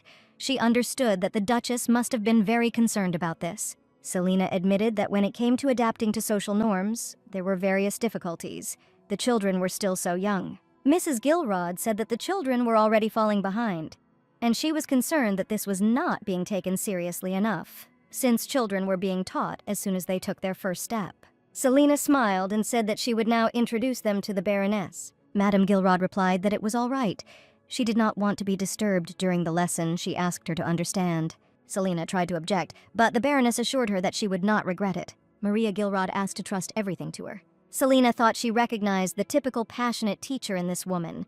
She hoped that everything would be fine with Ari and Irene. She left the children and their new teacher and sat down in her room. Lilia noticed that she had changed a lot since she got married. Selena asked what she meant.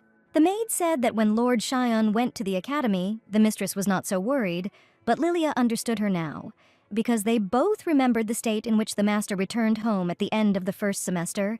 The nanny who bathed him then cried because she was very upset about the bruises on his body. Selena was horrified to hear about the bruises, which meant he had been beaten there, and this woman, Maria Gilrod, was Sheen's teacher. She herself told about it. Selena rushed to run to the classroom. There were many teachers in the academy. She couldn't be sure that it was Madame Gilrod who beat Shion, but she couldn't sit back either. She had to see everything with her own eyes. Madame Gilrod left the room.